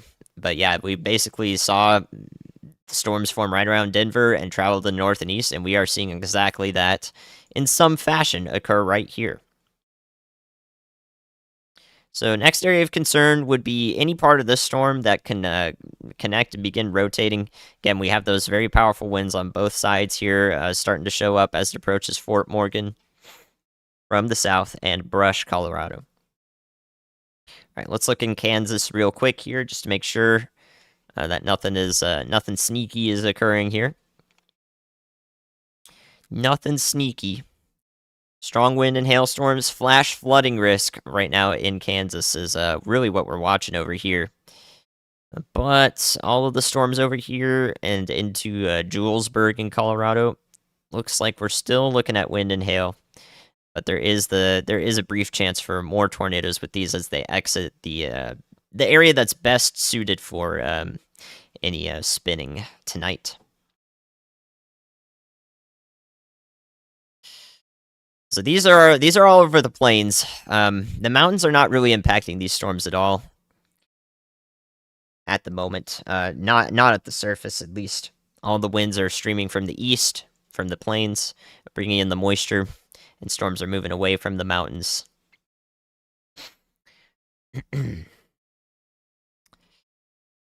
All right, so yep, Kansas looking okay. We did have one confirmed warning over here in Kansas, in northwest Kansas, a little bit earlier. So that's our one confirmed tornado warning today. The rest of all of the warnings in the Colorado vicinity have been radar indicated, meaning that there's the potential for the storm to produce, but not necessarily being realized here. So let's look at this storm that our chasers are looking at here and see if there is any rotation occurring higher up in the storm.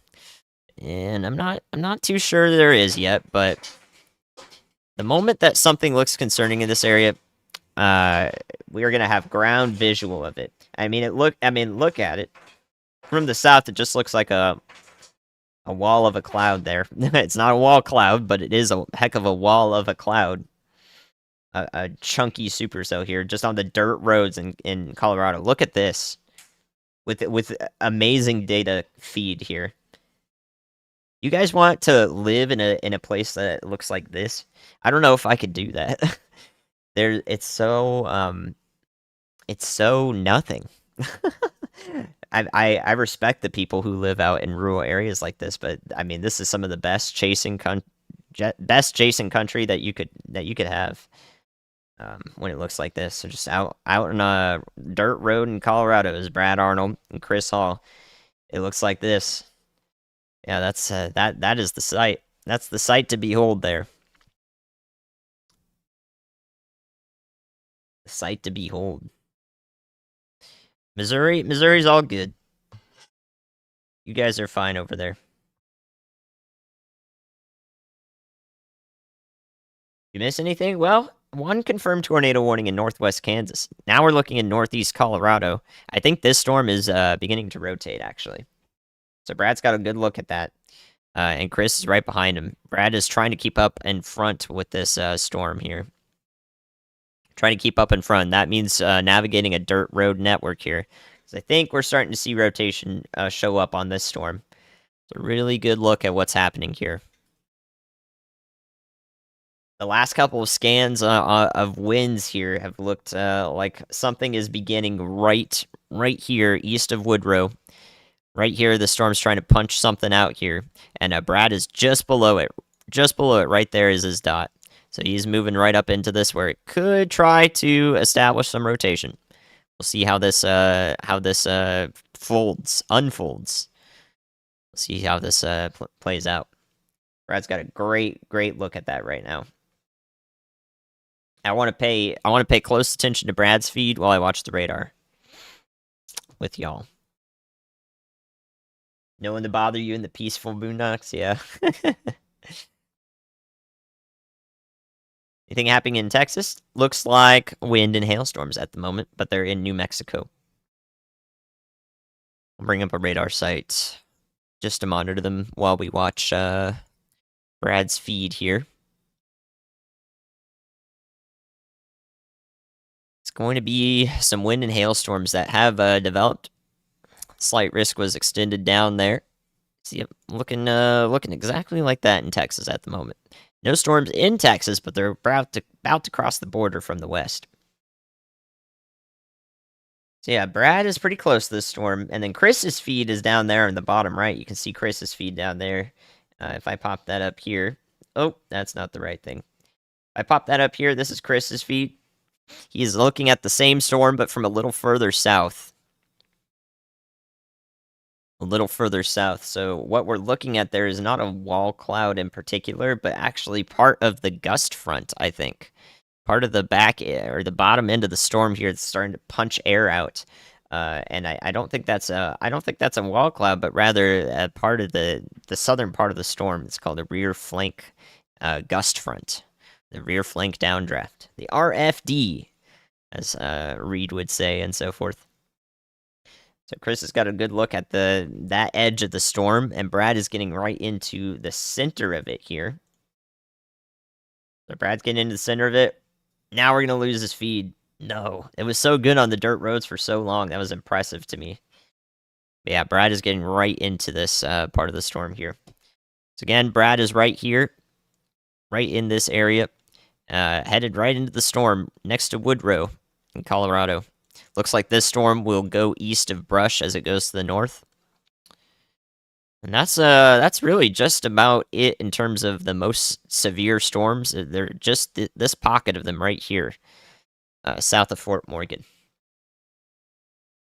But we got those storms popping up in the Texas Panhandle. We've also got a storm that is up here west of Winnipeg. So it's near Oakville right now, a cluster of storms, actually. If I come up here, these storms actually have a history of being tornado warned, and they're still rotating just a bit here west of Winnipeg. You're looking at this on Radar Omega here. So we could see another attempt at some strong storms moving through these areas. Definitely right next to the radar. You can right next to the radar here, you can see very strong winds.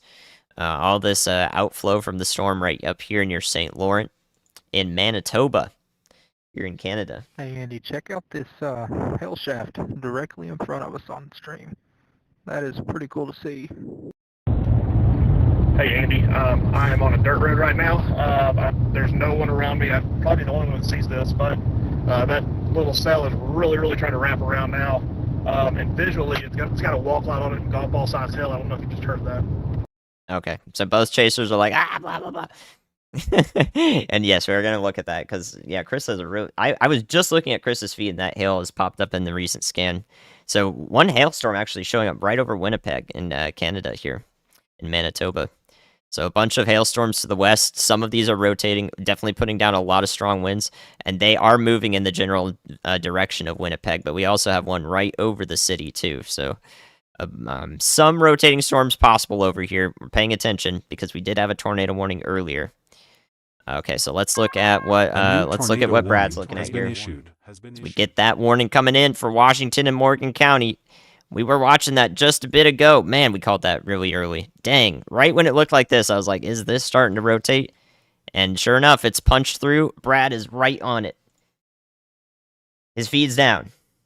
Let's look at Chris's feed.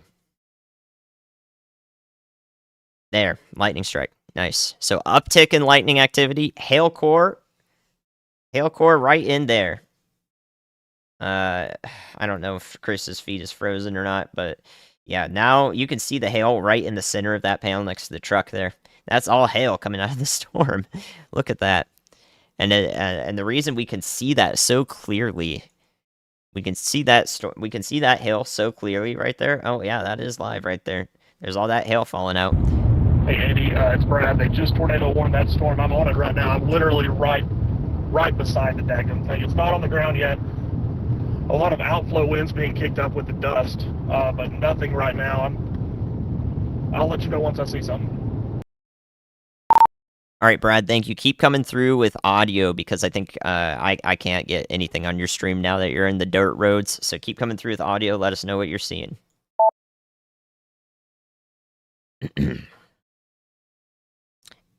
Yeah, I do Canada. I do North American weather. I even look international sometimes. All right, so the reason why we're seeing that hail right there is because Chris is down here. Right here is Chris, and this hail is right on the edge of the storm. You can see the pinks and purples showing up right on the edge of the storm. Brad is getting really close to this thing. I think this is already going... I think this has got a funnel with it, more than likely. It looks like this. Our new warning is there, and the rotation right in here is tight. Brad is about to see a funnel. He's probably about to say something about it, too, if I had to guess. We've also got rotation coming together in the storm just to the west. It's finally wrapping up in a way that's going to attempt to do something more directly here as it approaches Brush. So this is the Fort Morgan and Brush storm that I'm concerned about. This is the storm heading towards y'all. This one, tornado warned out ahead of it, is going to pass east of Brush, but of course with this storm we could watch a tornado form and then move off in any one of these directions here. So do be taking shelter out ahead of time here in along Interstate 76 in Morgan County in Colorado.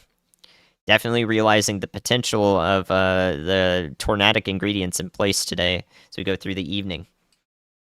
All right, so Brad's feed's still frozen. Let me try to get him back once, but I think it's going to cut it out if I do it. Let me try to get him back once. It's probably going to cut him out, though, yeah. So let's look at Chris's. A new tornado warning has been issued. So there you go. You got a warning for also Morgan County, the storm to the west for Fort Morgan and Brush. Called that out right at the same time. Come on, Brad. Get that feed up. Oh, there we go. Oh, my goodness. All right, Chris. Chris sees it, too. There's Chris's feed. There's Brad's feed. Look at that. Dang, that was immediate radar presentation confirmation. Coming through. Weak, dusty tornado in progress from Brad.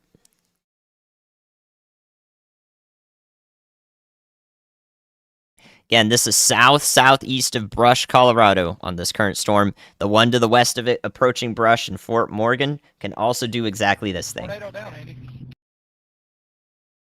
Yep, I'm seeing it on both Chris's feed and Brad's feed. Both chasers have it.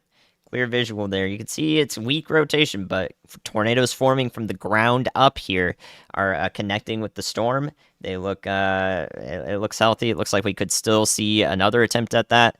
I'm going to take a look at the radar in just a second here while we watch this go through. So there you go. There's a condensation funnel, which means the clouds have condensed. The air is cooled just enough so that we can see the clouds, the visual of it, and some of the dust that it's picking up. We also had that lightning strike right at the same time. All right, so both chasers are going to reposition to get stay with this storm here, but look at this. So while they do so, we're going to pull up the radar. Here's the storm they're looking at right here. There's that rotation right in there. That's connected there. It looks much stronger. That's why we see that tornado on the ground there. So there it is in the blue circle. Both Brad Arnold, Chris Hall got that tornado, weak tornado, on the stream there. And the next analysis bit here is that this pocket of winds right here, just to the north and east of the tornado, can connect with the part of the storm that is tornadic and provide another go at this. So it looks like it's still ongoing development, but we're going to see the continued support for more tornadoes as this part of the storm, has very powerful winds blowing around, and we could see another go at things here. So really interesting structure here. While our chasers are repositioning, we have the whole supercell is kind of like almost misformed here, and another one is right up in here. So there's almost like two separate things ongoing here, where we have the supercell that's producing the tornado right in here, and we have a hail core kind of getting wrapped around that entire circulation there. So this is one heck of a storm. You don't want to be west of the tornado because you'd be getting your windshield blown out. This is happening over dusty fields with no houses, no buildings. This is exactly what you want to see if there is going to be a tornado. However, that's not going to be the same case here in the near term as this western storm approaches Fort Morgan and Brush along Interstate 76 along the South Platte River. Y'all over there, this has the potential to do the same thing. Our rotation's right here. It's headed basically due north in between Fort Morgan and Brush. So please be taking shelter out ahead of the path of this storm here as it goes to the north. Both storms are moving north right now. Okay, that's the latest look. See if we got more data New here. information. This tornado warning has been confirmation. upgraded. So got that confirmation. Let's see. Brad is still moving to the east here, I think. Yeah. Nope. Now he's moving. Now he's moving north. So we're looking back into the storm, looking at where there was a brief tornado confirmed with this. So now we're watching what Brad's seeing.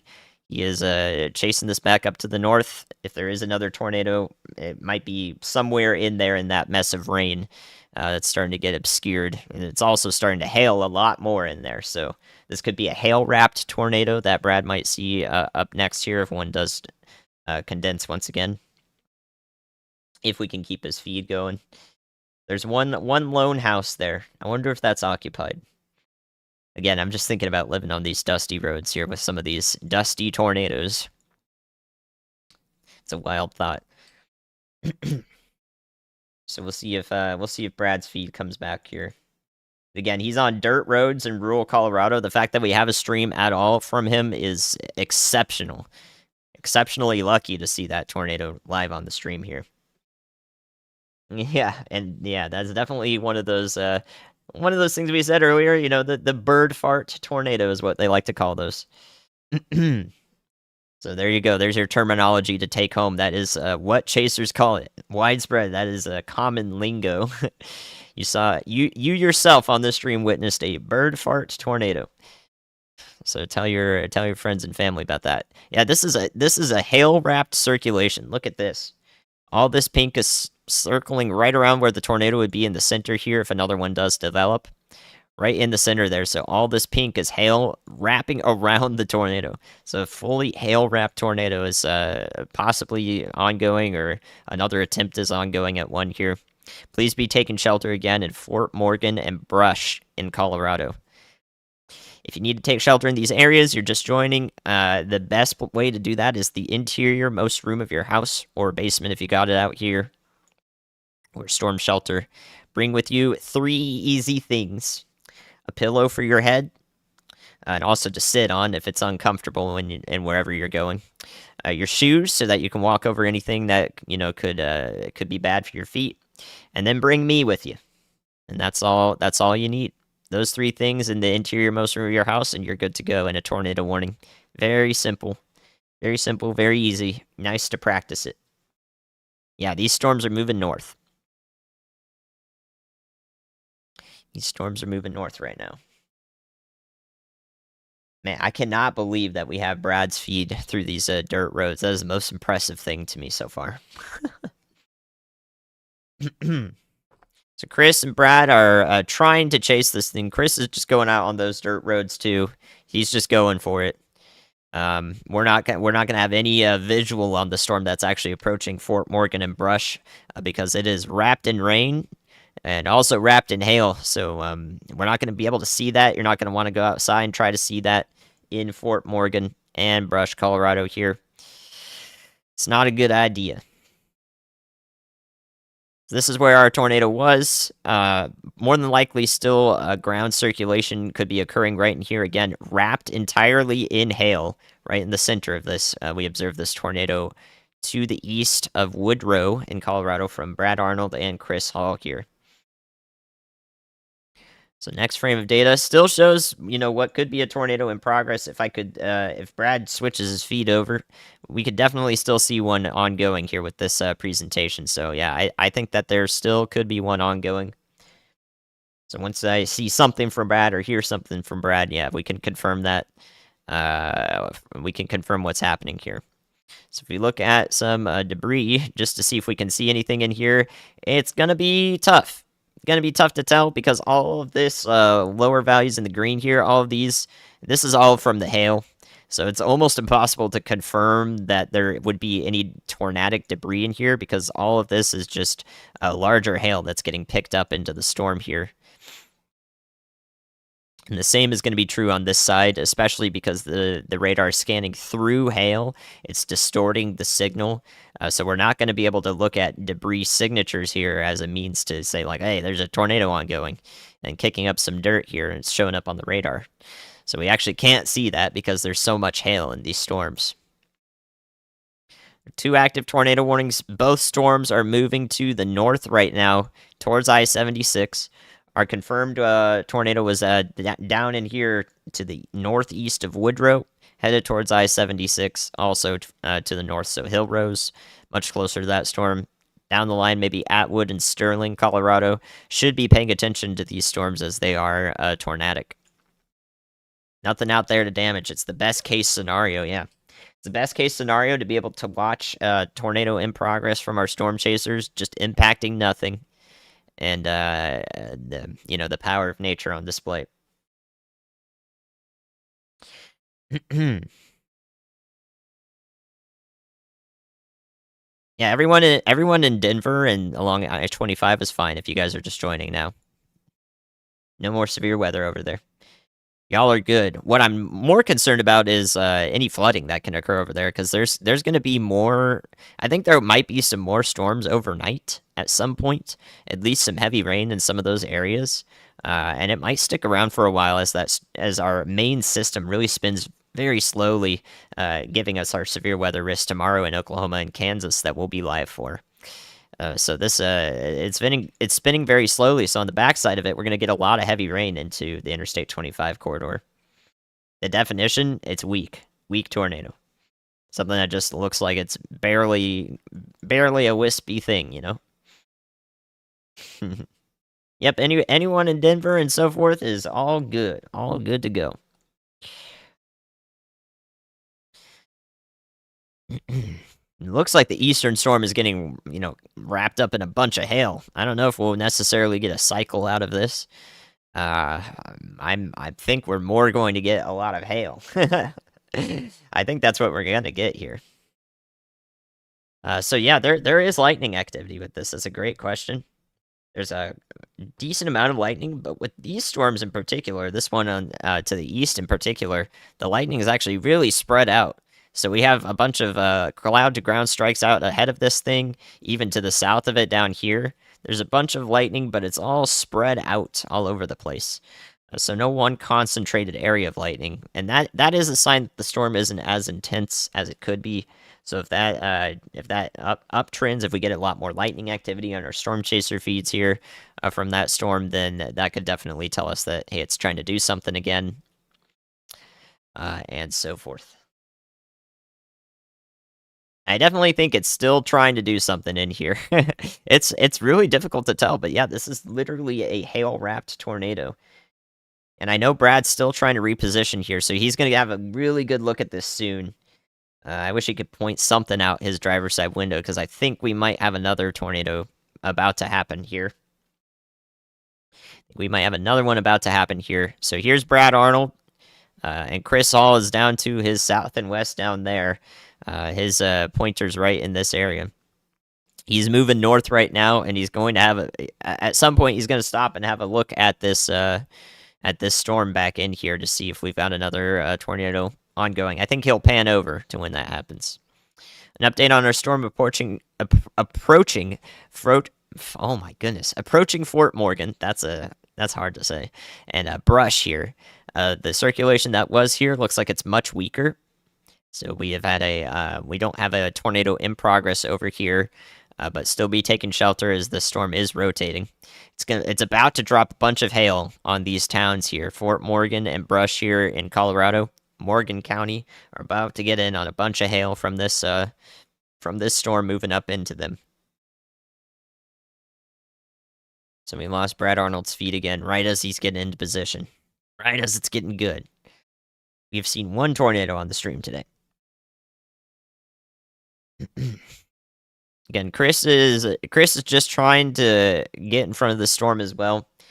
It's much further to the south, but he'll be able to give that far away look into the storm. If we can see through the rain and hail into this thing, then more than likely we'll have it on both Storm Chaser feeds, just like we did a little bit ago.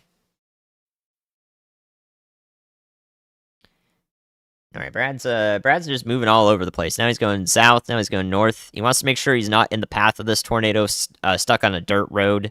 So we got to start thinking about Chaser safety as well, awareness of position. The storm's moving off to the north, but he doesn't want to be stuck on a dirt road that he gets rained out, washed out on. So he's got to think about his own safety first and foremost. But yeah, he's in a really good spot for this. Really good spot for this. He's moving all over the place. The GPS doesn't even know where to put him. All right, let's see what's happening in our other storms. Another look in Kansas. Another look in Kansas here. I was concerned about the southernmost part of this strong line of storms here.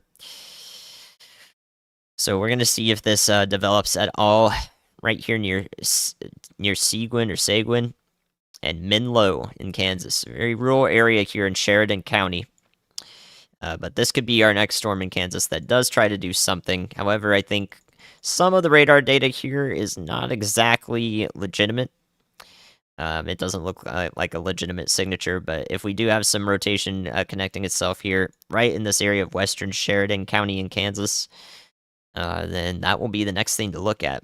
Overall, though, these storms have remained less impressive since we had the one confirmation about an hour ago or so in Decatur County. So still watching these storms, but right now not looking too bad. Right now not looking too bad over here. Let's look at Texas. Because I see this wind report of 71-mile-an-hour wind gusts here near Clayton, New Mexico. So these are our line of wind storms that might also have some hail with them that are approaching, that are right on the Texas-New Mexico border here and also into the panhandle of Oklahoma. So these are all our severe storms down here. They're going to take some time to reach Amarillo from the west and all of these areas, but at the moment it looks like we might have some wind storms moving through into the panhandle of Texas and also the panhandle of Oklahoma. The hope is that these storms over here, especially in southeast Colorado, they enter and continue through this area of southwest Kansas, because right in here is our exceptional drought, the highest level of drought that can be assigned to an area. That's where we have exceptional drought. Right in here in southwest Kansas, western Kansas, southeast Colorado, and the panhandle of Oklahoma. Exceptional drought in place here. We have beneficial rains moving in. So I want this to continue. It might pose a little bit of a flash flooding threat on really dry ground. But we got to get that rain at some point. So this is good news. All these storms moving into this area and getting us some moisture in there, because that's definitely needed. That's definitely needed. All right, so Brad's feed is moving around there. I'm not sure what just happened there. It looked like we were watching two different chasers. He's still moving around there. We just caught a nice lightning bolt. Nice lightning bolt. All right. There we go. That's a look there. Now, we're interested in whatever Brad is chasing here on this new part of the storm that actually may have cycled. Let's take a look at that. I think he's spotted that out pretty well. What we see here actually is a new cell rapidly developing. Watch this on the radar. So here is our hail-wrapped tornado right in here, northeast of Woodrow in Colorado. Now if we go forward, watch this area right here around Akron, or Akron in Colorado, whichever way you pronounce that. Watch that blow up there into orange and reds. And now, there you go. Twin circulations. New storm, new cell off to the right here, right where Brad Arnold's trying to get in front of. Old circulation over to the west here, as it gets up to Highway 34 east of Brush. So a couple of circulations ongoing. All of these storms down here actually could start to rotate much in the same way. So we could see these supercells down here do the same Hey, thing. Andy, it's Chris. We're going to drop south out of that current tornado warning cell. I'm looking at another cell just to its east. We're going to go check it out. Yep. Chris is thinking right on the same dime. So as it stands, it's more likely that we have a boundary right in here somewhere where we have the best conditions for tornadoes to spin up, and these storms right down here are approaching that boundary very rapidly as they get towards Akron, Plattner, and Otis. So I think that this is probably going to become a legit rotation signature, and we're going to see more attempts at producing some tornadoes right up here along Highway 34 with these storms down here. So more circulations popping up. Please continue taking shelter in Brush, Colorado, as that hailstorm moves in, possibly with some rotation. Still hanging on with this thing. Still hanging on right in there. Whoops. Right in there. We might still have a little bit going on, but I don't think there's more than a very weak tornado with this, so this should not do much damage. I'm more concerned about the hail damage into Brush, Colorado. So there you go. We're getting further away from the radar now. Further away from the radar, but we got like 3 or 4 circulations ongoing right now, right in this area. Just several tornadic circulations going on.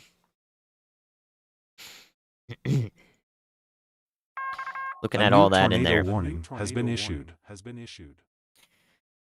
All right, so for Morgan and Washington counties, that's more than likely an extension of this warning to the north, so that we are incorporating Hill Rose in Colorado, and up to the county border right about here. So down the line, we are thinking about Merino, and Atwood and Sterling in Colorado from this storm right here that is now warned.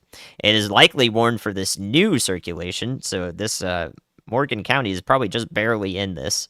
So we're probably just going to have that new warning for this circulation right in here. And we could see several more attempt to connect. I really want to see Brad Arnold stream if he can maintain service here. I think once he gets to Highway 34, it might be a little bit better. So he's trying to get up there right now as he's chasing these storms. And once his feed comes back, we're going to look right at that. I'm interested in why it's actually just going to black instead of defaulting to the cams here like that. So there we go. We still have the railfan cameras in place as well. I don't know where our railfan cameras are today, but we do have them there. So yeah, mostly rural areas right now is what we get to watch. These tornadoes moving through rural areas, which is good. But if any one of these goes over a town, we want to make sure everybody's taking shelter here. There's that new warning for that new circulation that's popped up. Again, the easternmost extent of Morgan County for Hill Rose, Colorado. Seeing how this develops. All of these circulations right now look weak, which is good news. So right now their primary threat is hail. Wow, we're having a heck of a time watching this. You look for a good one? Thank you, Frank.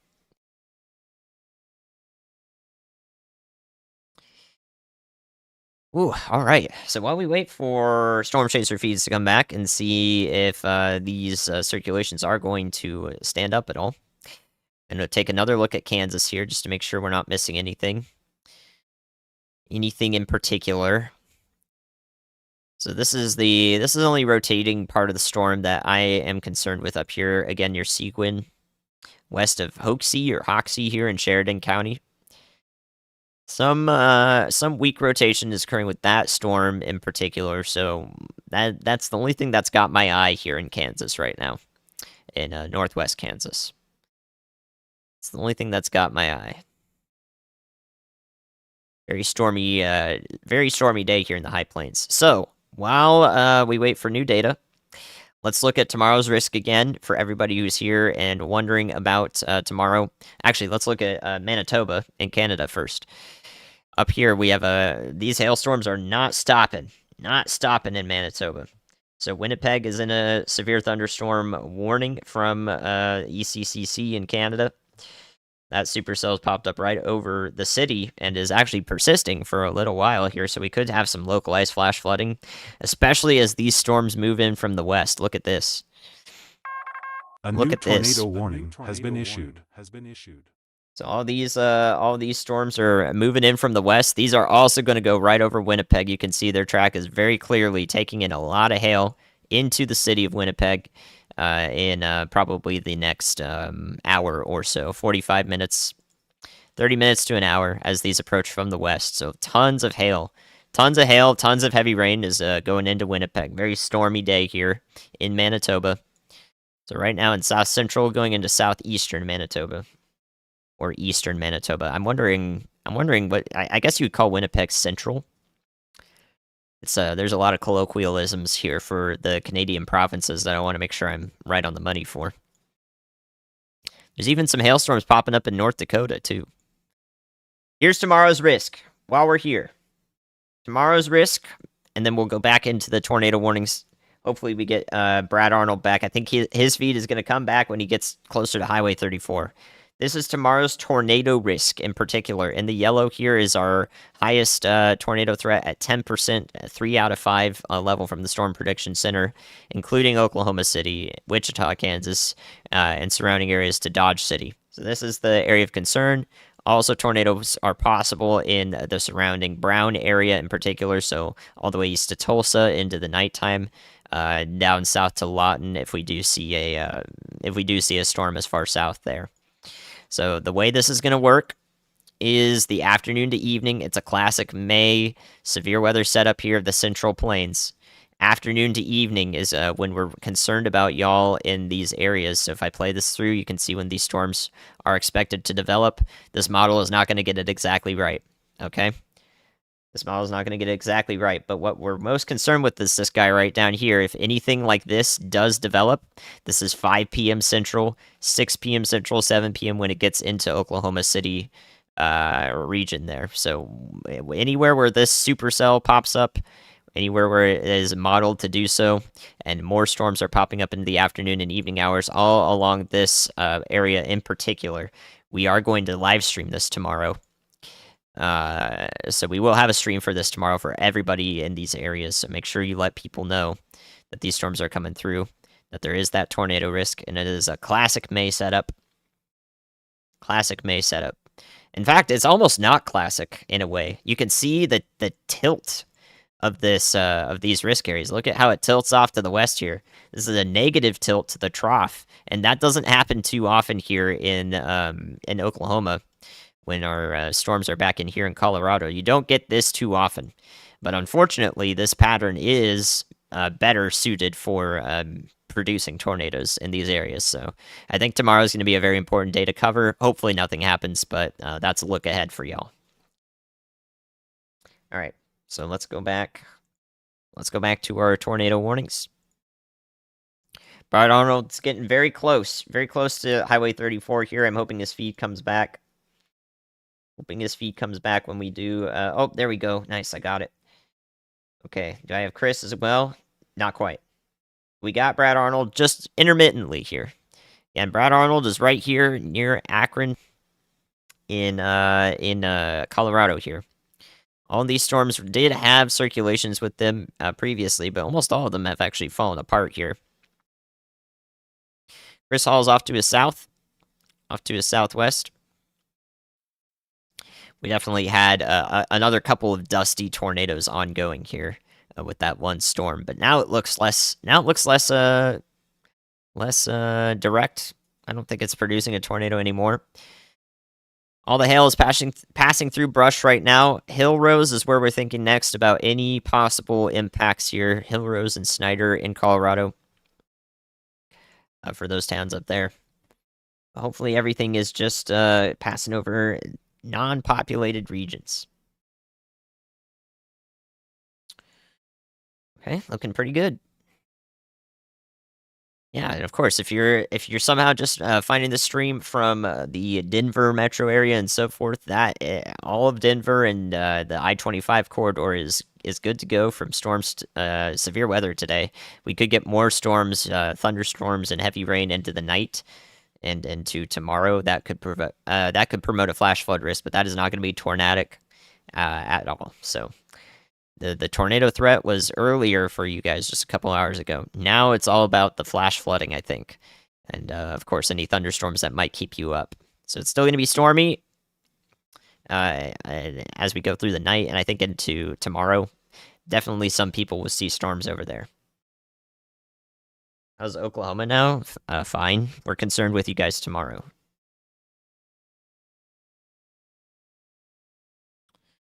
Yep, nothing direct here. Nothing direct that looks like anything is producing a tornado at the moment. But just a little bit ago, we saw several areas that were really, look at that, just like right there. We had several areas that were really directly tornadic, and now they've all disappeared. So now Brad's in some heavy rain. Gotta make sure he gets off those dirt roads when it's raining heavily. You don't want to get stuck in mud. So he's almost to the highway, very close to it. He definitely wants to be on a paved road. I can guarantee that. That's part of the thing about chasing Colorado. While it is beautiful, all of the road network is going to be on dirt.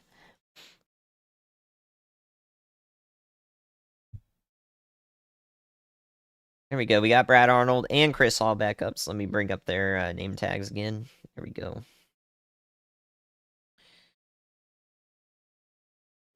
Both of them in Washington County in Colorado. Wow. I didn't think I was gonna stream a tornado today. Even if it was a little dusty, even if it was a little dusty thing there, I didn't think I was gonna stream one. So very great catch by Tornado Sniffer, Brad Arnold, and also Chris getting in the distance too. They both saw the same one. Double verification. If you want to know about Central Texas for the weekend, it's in my forecast video. Just uploaded the forecast video today, so you guys aren't subbed to this channel watching those videos. That last video that I uploaded today, I'm really, really happy with that one. I want to see that one do really well. Very, very happy with that video. I recommend it for sure. The scanner has a lot of data. Okay, let me see what yeah, they're talking. They're talking. I see you, Brandy. Yeah, I see you. Yeah, they talk in Morgan County about all this hail that's going on. Heavy rain, golf ball size hail falling all around brush here in Colorado. Road 26 is flooded. Also, golf ball size hail there. No visibility in these storms. Very low visibility. Possibly kicking up some dust, dirt. And that tends to just not give you anything that you can look at, really. You can't see nothing. How come it is back building in large supercells? Well, I mean, this is an isolated case where, the storms have surface easterlies feeding into them, so it's tough to say. Every setup is unique in terms of how we'd get back building. That's particularly a multicellular thing rather than a supercellular thing. But when you get a hybrid setup, yeah, you could see it. You could see back building. They can play off of each other, and then there's enough local shear to become supercellular. I wish I could send some rain to southern Nevada. I think the moisture is going to get over there in Arizona. Again, that's another thing I talk about in my forecast video. But I don't know if it'll reach into Las Vegas. All right, let's take a look at Kansas. See if this storm has gone and done anything that I'm particularly concerned with. The one I was watching has not, but we may see something happen down here near Hoxie or Hoaxie once again. Thank you, Allison, for the support. Anyone else who sent along support, I appreciate y'all. Thanks for thinking about me. Northeastern Kansas? No, not as bad. We're more concerned about South Central Kansas. More concerned about them. And into Oklahoma. Happy to hear it, Leth. Thank you.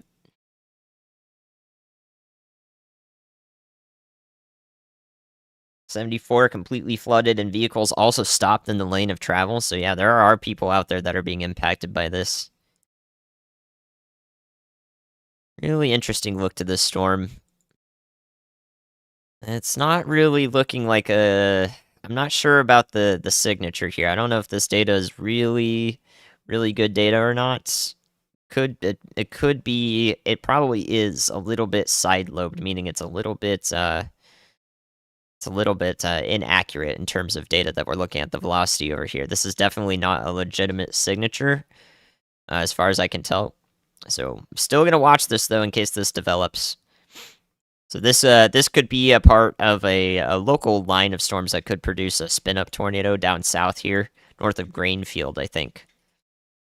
Watching Sheridan County here. Hoxie, thank you. Yeah, I've been awake for 24 hours now. Or however long. I only slept like 1 hour, so yeah, running on adrenaline right now just to cover these risks in the high plains because they're super interesting. Super interesting. Very fascinating risks over here.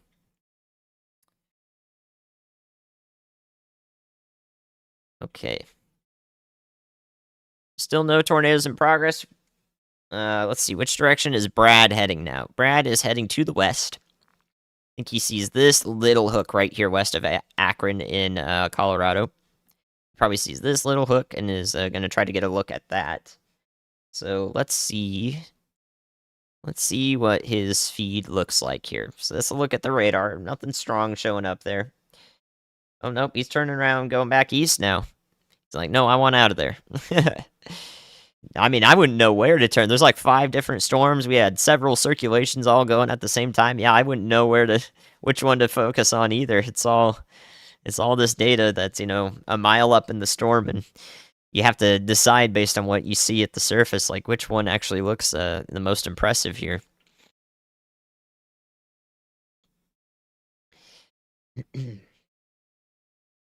Yeah, if you're Interstate 25, I'm concerned about the flooding into tomorrow. Ooh, baseball-sized hail also reported here in Woodrow from a National Weather Service employee. So we got the National Weather Service out chasing these storms too.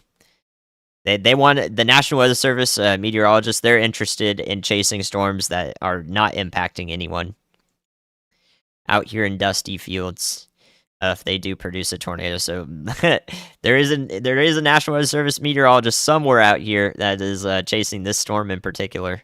So a bunch of chasers are out here in the field, and they're reporting baseball-sized hail here. So yeah, not insignificant at all.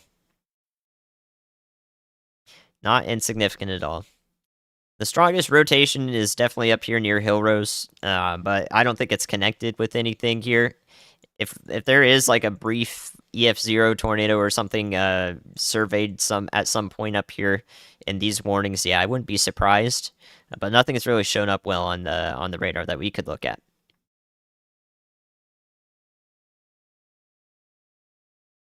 Let's see. So nothing in particular that we're looking at here. Yeah, I've been going over Manitoba actually. I got you guys up right up here.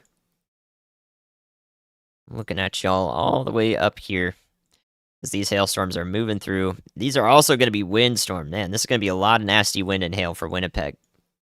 We look at the velocity data here. Yeah, these are coming in. Watch it loop back through. These are probably going to be the most impactful storms of the day as they go through Winnipeg. This might be this might be a costly storm with any hail that falls in the city right here. Probably it looks like it's going to happen over the next 30 to 45 minutes here now. As they approach from the west, it's going to look pretty gnarly there in Winnipeg. Still looking exactly like that. And they got some strong winds that they're pushing out in front of them. Right now, I don't think they're tornadic. A long time ago, a few hours though, back here in southwestern Manitoba, or western Manitoba, there was a couple of tornado warnings, and there could definitely be some brief tornadoes surveyed over there, for sure. For sure. Vince Welty has one. All right, let's take let's see if we can see him on Radar Omega here for a brief moment. The Cyclone Port Network. So we got our chasers out here, all in the Akron vicinity. This might be really loud. Hold on. I'm going to mute this just in case it blows my ears out.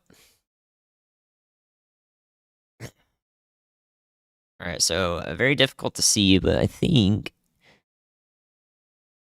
if we can look at this very briefly. I think that we could see that tornado right in the middle there on Vince's stream.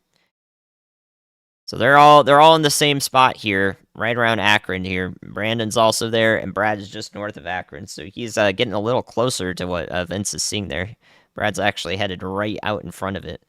So that's a look at that from Radar Omega here. So once again, Brad north of Akron. So if there is a tornado right in there, honestly, I have no idea where it would be. Probably right here. 2 minutes ago. Probably right in here is where that would be, this very brief circulation right in here Brad's going towards. I don't think we're going to be able to see it on Brad's feed here.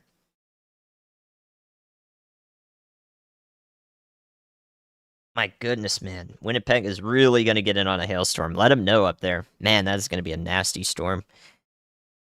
That's going to do some damage to vehicles, guys, there in Winnipeg. Let's see. Even the previous storm has popped up right over the city, has dropped a bunch of hail. Only pea size, though, but there's going to be larger. There's going to be larger hail as it gets up in there. So Brad's right around Akron, where all these reports of a brief tornado are coming in. If we see anything from this storm, it's going to be very close to Brad here on his feed. Very close to Brad here on his feed.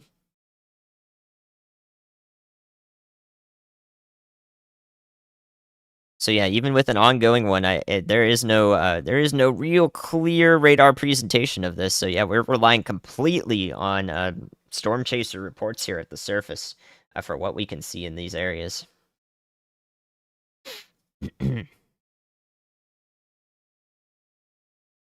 Yeah, I strive to cover both. I think we'll probably see we could see a new tornado warning.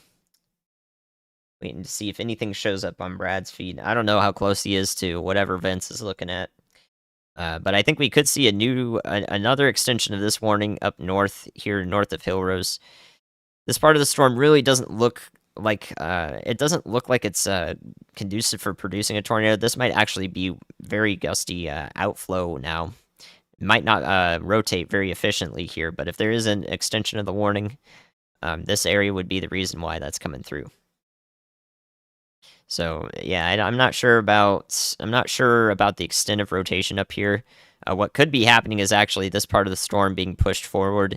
We could have some circulation back in here like this. But other than that, I'm not confident on that being a focused area for producing a tornado. We'll see how it evolves.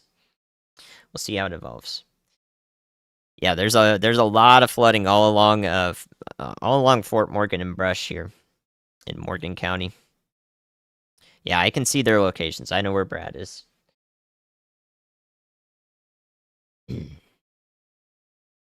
Three pointing ones.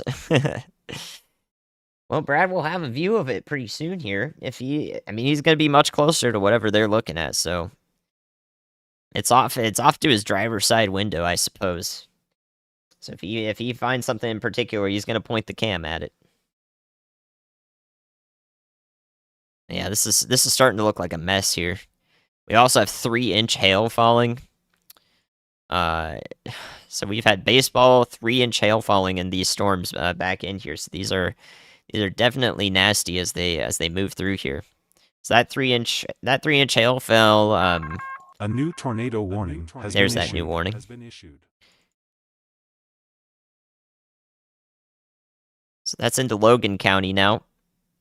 Morgan and Logan. So that's the extension of this one back in here near Hillrose.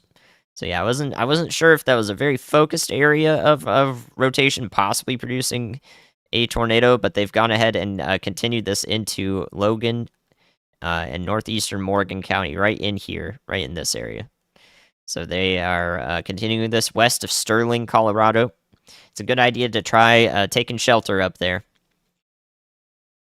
Good idea to try taking shelter. Practice your tornado safety up here along into Sterling, Colorado, and Logan County. Now we're getting the northeast corner of the state.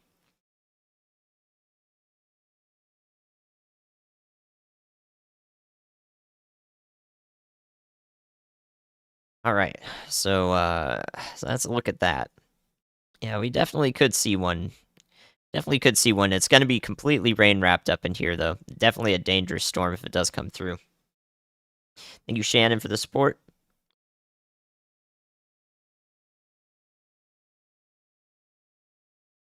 Waiting to hear from Brad, seeing what he's seeing here. Chris is also on the way south of Akron. He's probably going to be overtaken by all this wind and hail to his west here.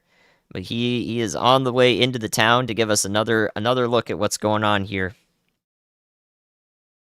We're watching more storm chasers. Make sure you keep me up alongside them so we can look at the radar as in-depth as possible, give you some analysis of what's going on, and also have an idea based on the chaser feeds.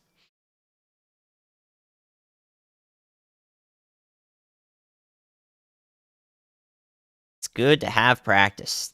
Thank you, 1,000 miles away. Yeah, I always want to cover Canada for significant events. And a hailstorm going through Winnipeg, yeah, that's definitely significant. It's going to be a very strong storm up there. Yeah, you guys, this is anyone along Interstate 76 also, we should be thinking about this as these are tornado warnings. These are not the storms that you are going to seek shelter under an overpass in. You do not seek shelter under an overpass in tornado warnings. It doesn't matter if there's hail. You don't go under an overpass. You don't stay there. You don't stop traffic because you do that just to try to prevent your vehicle from getting a little hail dent. You're just going to have to deal with it. Because if you're under there, you are risking the life of not only yourself, but other people. As winds funnel through under an overpass if a tornado does come overhead, please don't take shelter under those. Because it just so happens that Morgan County is reporting people doing, wouldn't you know it, exactly that. I don't know how many times we have to tell them that, you can't be risking something like that. Because do you think, you think these drivers on Interstate 76 know what a tornado wrapped in rain looks like? They're not going to be able to move out of it in time and clear up the path for other people and so forth. It's just going to be a problem. So we need that to not happen.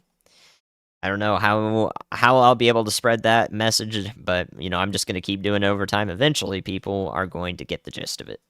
But selfishness dictates that they're going to stay under the overpass to not get their vehicle damaged. That's what selfishness dictates. So if you're a selfish person, you do that. If you're not a selfish person, you think of others, you don't do that. What states are we watching? We're watching Colorado, Kansas, and also Manitoba and Canada, first and foremost.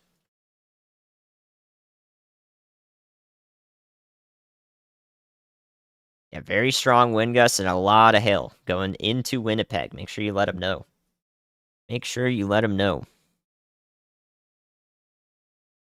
So, let's see what Chris is looking at here. He's trying to pose for us here. What do you got going on there, Chris? Looking at the edge of the storm here.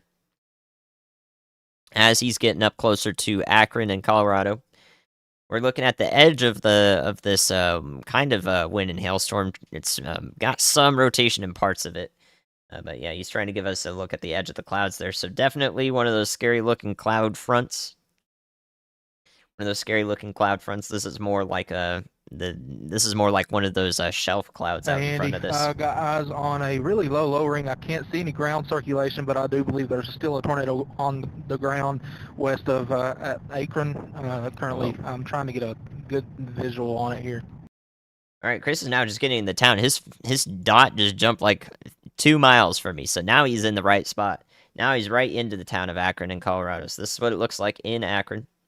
For all the people there. The storm's approaching from the west here. Again, I don't see anything in particular. He's trying to point northwest where we could have that cyclonic or counterclockwise rotation that would lead to a tornado. So he's trying to point at that part of the storm that would lead to that.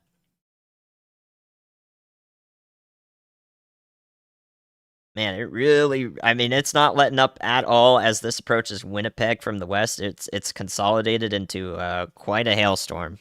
So definitely let people know, if you know anybody in Winnipeg, that's gonna be what's happening over there in just a bit. In just a bit there. A new tornado warning has been issued. So we have another warning for Washington County in Colorado. So that's going to include Akron. So please be taking shelter in this town that you're looking at, Chris Hall's feed right now.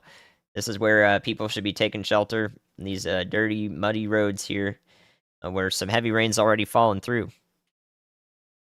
So we got a bunch of muddy conditions. But we got truck drivers and so forth all in this town. People should be taking shelter here as they're in this this new warning here in Washington County. Chris is now in that tornado warning. Let's take a look at the reason why that warning was issued here as we look at some of the flooding that's already occurring too. So a look at Chris's feed and Brad way up to the north there. I think Brad is going to try to get to Interstate 76 and look at those storms up there. But right now we have Chris down here in this warning. So this again includes Akron, Colorado. The warning is for this area of the storm right in here. So the reason why it was issued is because on the reflectivity here on the west, or the left side of the screen, we got the radar, the rainfall showing up. We have a little bit of that push forward right in here. So this area of the storm is hooking out a little bit. And if we look closely at the winds, we have winds going this direction and this direction. They're coming together right here with a little bit of convergence. So this was warned out ahead of time to, say, hey, this is probably going to start rotating. There are chasers in the area reporting funnels all over the place. And so it makes sense to have a warning over here. So that's why that's in place. Look at all these warnings. Yeah, this is, wow, this is like... Hey, Andy, it's Brad. I'm headed north right now. Multiple tornado warnings, as you can see.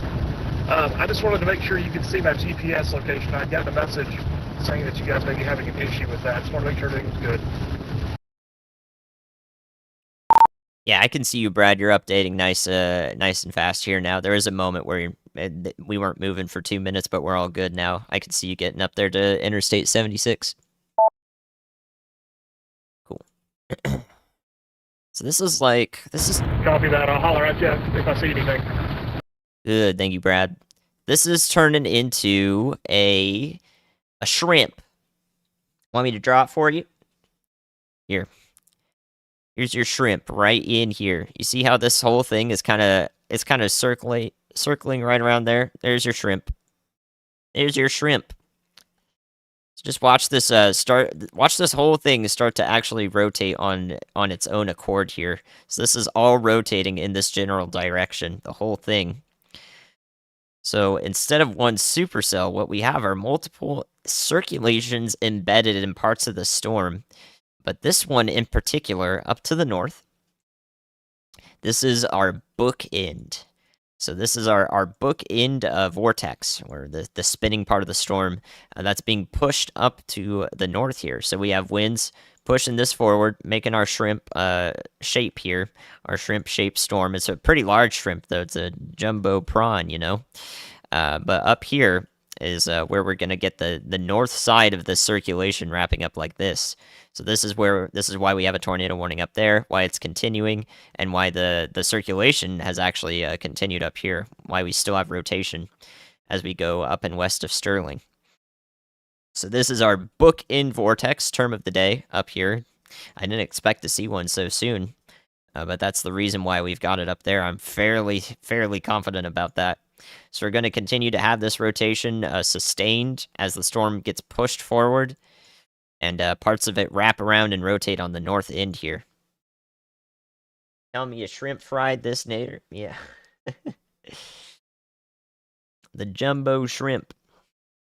Is Brad and Chris going to be hauling to Oklahoma tomorrow? You know it. You know they will. A tornado warning has been issued. So, that storm over in Kansas that we were watching, this part of the storm, has actually got a warning on it now. Pushed out in front of it, so Hoxie is now in that tornado warning.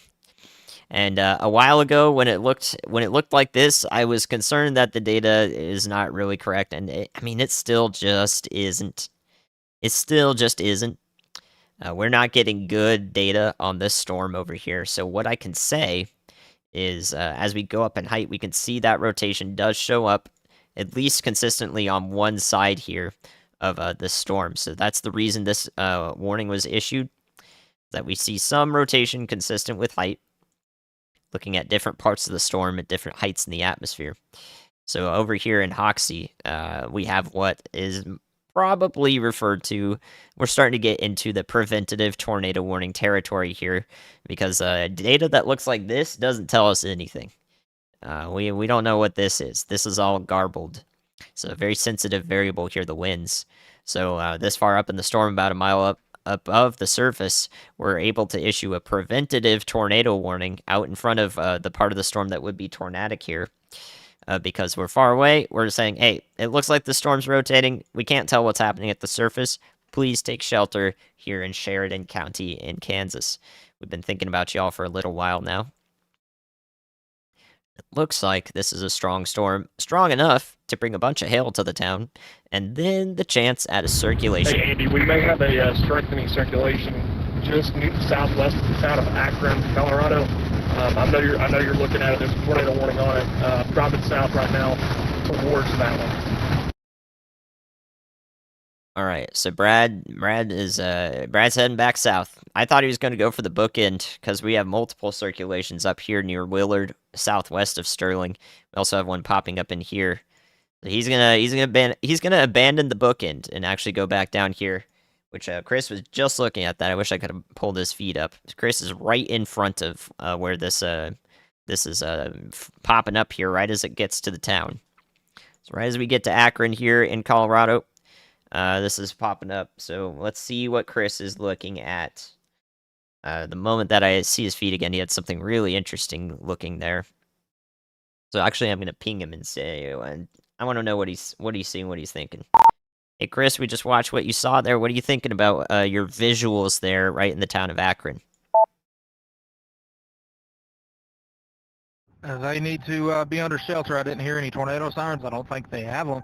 But if they're watching, they need to take this warning seriously. It's, in my opinion, I think the storm is trying to move a little more east, northeast, and then wrap back around. So the further it goes east, I think the more potential that it's going to have in the brief time to drop something. So no tornado sirens in Akron and Colorado. No tornado sirens over there. But there is a circulation almost right on top of the town, just to the southwest of it. So yeah, we need to use the power of the stream and the power of all aspects, all elements of reaching these people in communications to, say, hey, it's a good idea to be in shelter. Interior-most room of your house or basement if you got it. Pillow, shoes, and media resource like your phone. Then you're good to go. Aaron, thank you for the support. I appreciate it. Anticyclonic tornadoes, yeah, they could happen. Yeah, I'm not worried about Tulsa in Oklahoma right now. Tomorrow, yes, we're a little bit worried about Tulsa tomorrow. Tomorrow night. Big wall cloud now on this, Andy, big wall cloud. All right, you see in the wall cloud, man, I'm looking at the latest data here. It's starting to get into range folding, so we are relying on the storm chasers to tell us what is going on here because our data is a little bad. Brad's heading back south towards this storm. Brad is going back south towards Akron again. There we go. Wow, look at that. That is absolutely gnarly looking. So this is entering Akron, Colorado right now. You can see a bit of the green back in there for some of the light reflecting or refracting off of the hailstones, turning the light a little bit green, a little bit light blue of a tinge in there. The wall cloud and a little attempt at a funnel there, perhaps, or maybe just some scary-looking clouds is what Chris is showing right there. The part of the storm that's concerning.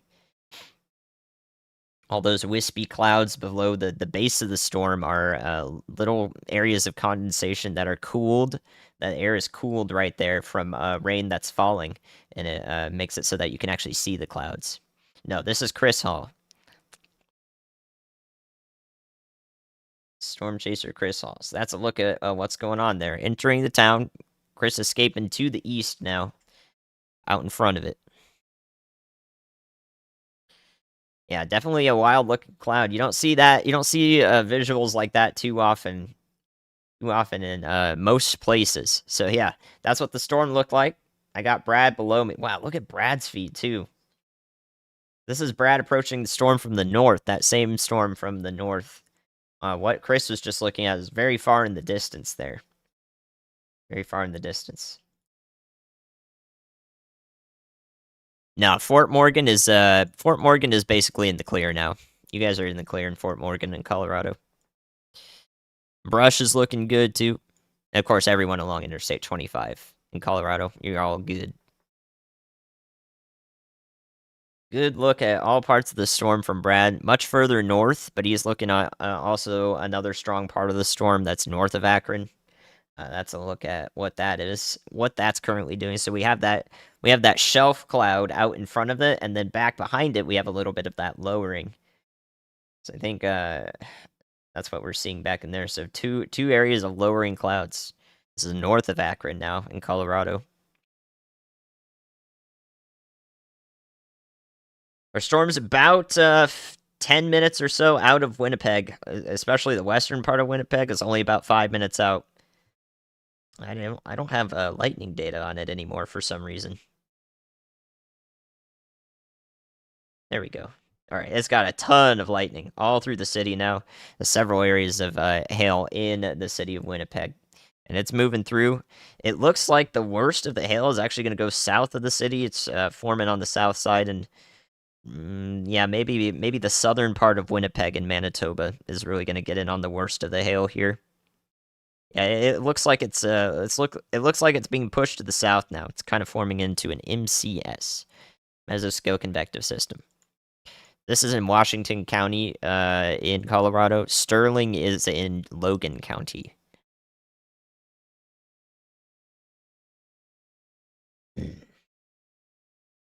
Brad has a really good look. Look how fast it's getting to him too. All that area back in there in the light blue tinge there is just a bunch of heavy rain and some hail. Bunch of heavy rain and some hail. Quickly approaching the road. It's going to overtake Brad, too. It's going to, as he's going back towards Akron here, it's going to start raining really hard on him. So he's getting into the belly of the beast here. And look at the clouds out in front of him. The edge of the shelf cloud here.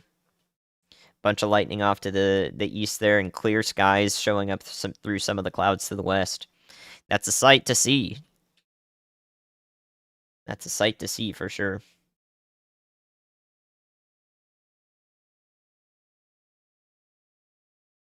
The belly of the beast here. Yeah, I'm gonna take a look at Kansas too. Just as soon as this overtakes Brad. Please be in shelter in Sheridan County in Kansas. That includes Hoxie. I'm gonna look at your storm in just a second here. As it stands, though, I don't really see much that's too concerning. Not much that's too concerning there. But you are in a tornado warning. Tornado warning has been issued. In Union Parish in Louisiana. Okay. So let's go look at that. That might be a water spout. All right, so that's a different one. Not our focused area today. That is not a water spout, actually. That is just some random storm up here. Oh, of course, it's in a radar hole. All right, good. Now we're in Louisiana. Okay, so Brad's storm here looks gorgeous. Keep up with it right below here. This is a look at Union Parish in Louisiana, where we have one little storm that's really weakly rotating here, just super weak. Very small tornado warning here for Lily in Louisiana. So this is northwest Union Parish, north of Bernice or Bernice. Louisiana getting in on it. Getting in on the action with this tiny little super, if it is a supercell, barely rotating in there, but just enough to prompt a tornado warning. Let them know that, hey, should be paying attention down here. So I don't know if this is really going to go into Union County in Arkansas for El Dorado. But it doesn't. I mean, it doesn't look too strong here. And I don't know if it. I doubt it will last too long here. So it is going to move generally north towards El Dorado, Arkansas, though. So let them know over there. Let them know over there that there is a brief tornado warning. Yeah, I was just like, Louisiana. Okay. It's how it happens. Storm about to overtake Brad Arnold here. About to overtake him. He is right north of Akron and about to get in on the heaviest rain from this this storm is moving west to east here. He's going north and south, so right into the rain sheets here, the curtains of rain, while we still have visibility on his stream. That'll change in probably about 30 seconds. A new tornado warning has been issued. Probably about 30 seconds here. So Logan and Weld counties. That is going to be for our bookend west of Sterling. We're going to get another warning that goes out into eastern Weld County. Very large county. So that isn't that the county where Greeley is? Yeah. So very, very far away from Greeley and those areas of Weld County. Actually, is that? Yeah, I think that is in Weld County. I can't see the borders hardly. There you go. There's Brad quickly losing visibility here, right in the core here with some rain, probably some small hail in there. And yeah, now it sounds like heck on his windshield, I'm sure.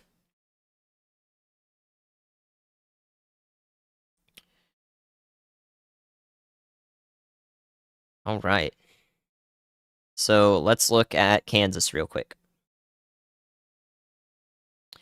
Our Kansas tornado warning, including Hoxie here in Sheridan County. Again, I just don't have a great look at the data here. So this is more of that preventative tornado warning. You can go up with height and see that there was maybe some of the circulation right on the leading edge here, just to the east of the town. But now you guys are about to get on wind-driven hail, first and foremost. That's probably the primary impact here that's going to be of concern. So yeah, this area out in front is definitely still rotating east of Hoxie here as it passes through eastern Sheridan County. Eventually, that will, of course, go up into southwestern Norton County again if the storm continues in this direction. You can see that it's moving to the north here and posing a really dangerous flash flooding risk for a lot of these areas.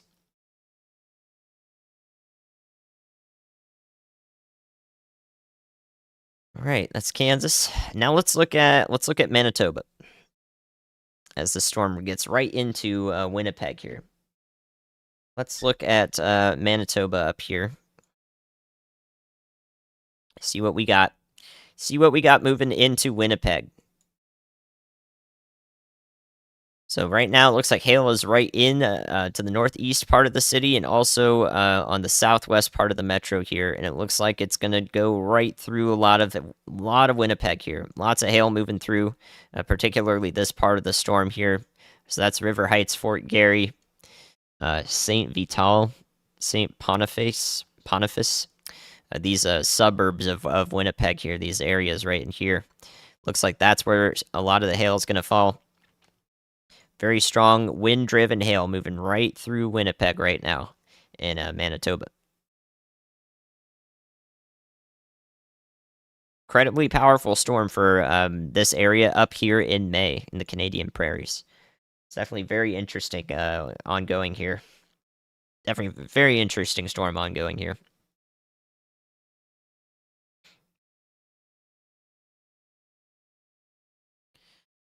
Right.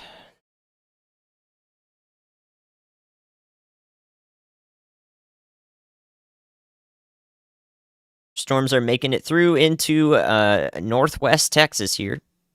Again, I think we're probably still like an hour away from any windstorms, any heavy rain from getting into Amarillo in these areas up here, but still a consistent line of storms warned for damaging wind gusts over here. And the hope is that these storms over here make it into and continue through this area of southwest Kansas Oklahoma Panhandle.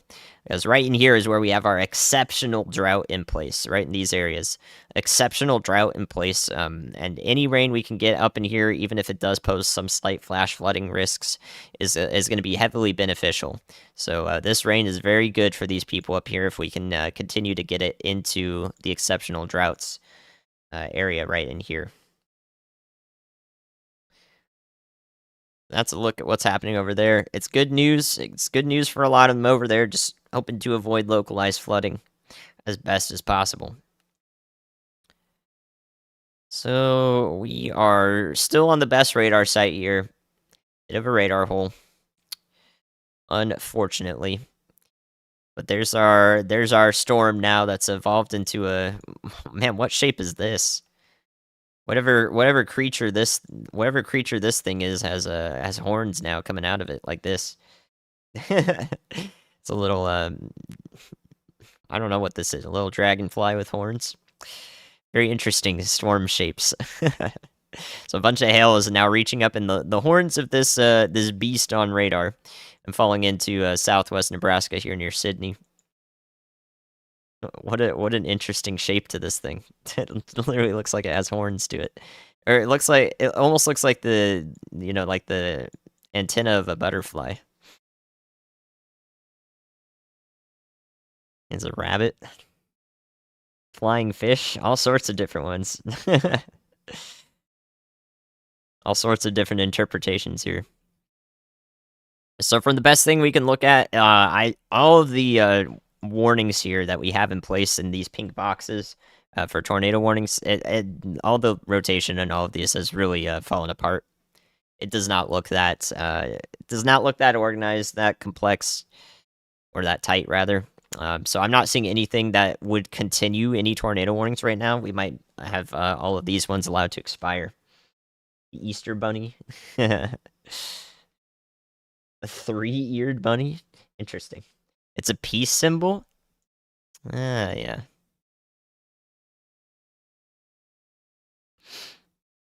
Good suggestions. Good suggestions. It's like a hornet. Yeah. So we might have these Colorado warnings allowed to expire. It looks like this storm is not really in the best position to have more circulation spin up here, especially this part that all our chasers are on. We could definitely see more warnings pop up here in the bookend vortex part of the storm that's being spun up here. So again, the winds are being pushed forward, or the storm's being pushed forward by the winds back behind it. And the air comes around and circles up like this. That's why we get these tornado warnings up here. This is called a bookend, west of Sterling here in western Logan County. Yeah, that is so strange looking.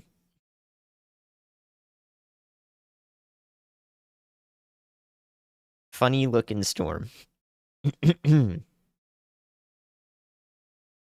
All right, so that's a look at Colorado. I think things are going to settle down, except for west of Sterling. Really, that's probably the part where I could see another warning or two coming through. Until we see more development out ahead of this thing, that's what's going to be needed for any more tornadoes to occur here. Because at the moment, it's not looking too supportive. Not looking too supportive. So let's go to Kansas, see if we have anything that we can look at here. Tells us maybe something is ongoing here because it's so tough to look at. And yeah, I think we do. I think we do have something that looks a little bit more precise, as best as we can look at it. I think this is still garbled radar data. Nice little look on the south side of this storm, southeast of Akron now. I don't think it's going to do anything, but it sure has a nice look to it. Thank you, Chris. All right, yeah, I'll pull that up in just a second. So yeah, I think this one in Sheridan County in Kansas, we still just don't have a good look at it. Rotation would be right in here on the right side of your screen. Now north and east of Hoxie. But yeah, I don't know. It's just a little tough to see anything over here. So I imagine this warning be allowed to continue as it is, and we could see it reissued into western Norton, eastern Decatur counties here in Kansas, if it does continue to look like this. So it could pose a threat. We look at it going up in height, and I mean the data is still there, the rotation's still there, it's evident. So with all of the parts of the storm that we can look at right now, this is still a rotating storm. So be prepared for that in Norton, Norcator, Clayton, in Kansas, out ahead of this thing. Thank you, Angie. Just found a stream. Yeah, we have it linked in the description. Brad Arnold's and the chasers that I got up here, Chris Hall, Brad Arnold's, their streams are linked in the description of this stream right here. Why they all head north? That's just the direction of the storm. Storms are steered by the environment. So right now, storms are traveling to the north because at the surface we have winds coming from the east, and at 3-4 miles above the surface we have winds going to from the south. So storms are generally experiencing surface conditions like this and then rotating up to the north as you go up with height, and that steers them off to the north. Hopefully that's a simple enough explanation there. Yeah, Zach is doing okay. He's taking a few rest days. I hope he's treating himself. He deserves to, have some nice chocolates and candies and so forth for a job well done and the unfortunate luck that he's had to deal with. But yeah, he's doing okay. I've been in contact with him. Oberlin, you guys are a little bit west of where this will head, so I think you're okay.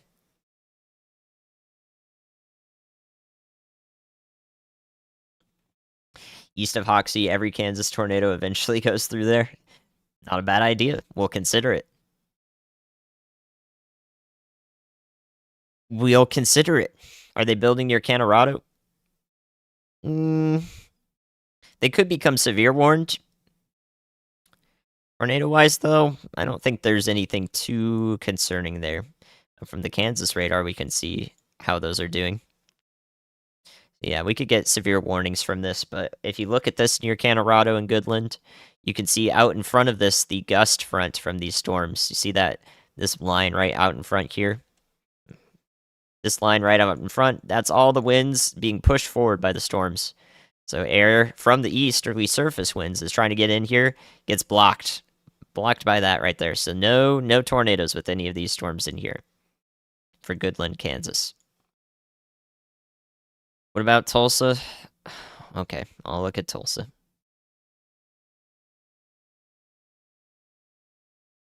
And then we'll look at our Louisiana tornado warning. The Tulsaites are very persistent. Well, how interesting. The storms are coming from the east. Maybe that's why they're concerned. Usually they come in from the west. So for those in Tulsa, because we keep getting asked about that, the same is true over here as the storms move in from the east. They're not severe warned at all, but you can see out in front here is the same gust front's a little harder to see, but this line right here, showing up right in here about to pass over the eastern suburbs here, is the gust front. Back in here, no tornadoes at all. Any wind that tries to get anywhere from wherever is the wind coming from the south? I don't even know, but it's not going to be able to spin anything up in here, so y'all are fine. And that's it for Tulsa. Nebraska, Scottsbluff, probably a little bit west of where these storms will track as they go north of I-80. But these are currently dropping hail up here in and around Sydney. So the tornado threat up there is not going to be as high. Really, any areas that we're going to realize tornadoes in are near this part of the storm, near Akron, that we've been watching, and the bookend part of the storm here west of Sterling. These are two tornadic areas with this storm for now and for forevermore. We actually had softball-sized hail reported with this too, west of Akron. Also from the National Weather Service employee who's out there chasing the storms right now. They reported softball-sized hail. So 4-inch hail. I feel like I've had 4-inch hail on every stream that I've done recently. That's ridiculously large hail. There you go. There's that warning allowed to expire. Down to just the bookend here west of Sterling. It's going to mostly stay in the same spot. Go off a little bit to the north there. The further north it goes, though, I think the less of a chance it has at a tornado as it approaches I-80. So, yep, that's a look at all the storms. This line right here near Goodland, non-tornadic, gust front out in front, preventing winds from getting into it and spinning up. May become severe warned for wind, though. This part of the storm over here in northeast Colorado is currently getting kind of choked off by all this rainfall out ahead of it. All this rain is stabilizing the air here north of Ray, near Holyoke and Julesburg. And we need unstable air flowing into this storm to, really produce a tornado with efficiency here. So Brad Arnold, Chris Hall are not happy about this area of rain out in front of this, because this means no tornadoes or less chance at a tornado. So they're not happy about that, because that is cooling the air down and stabilizing the environment. So that may have been the last of the tornado warnings we see from this storm. Remains to be seen.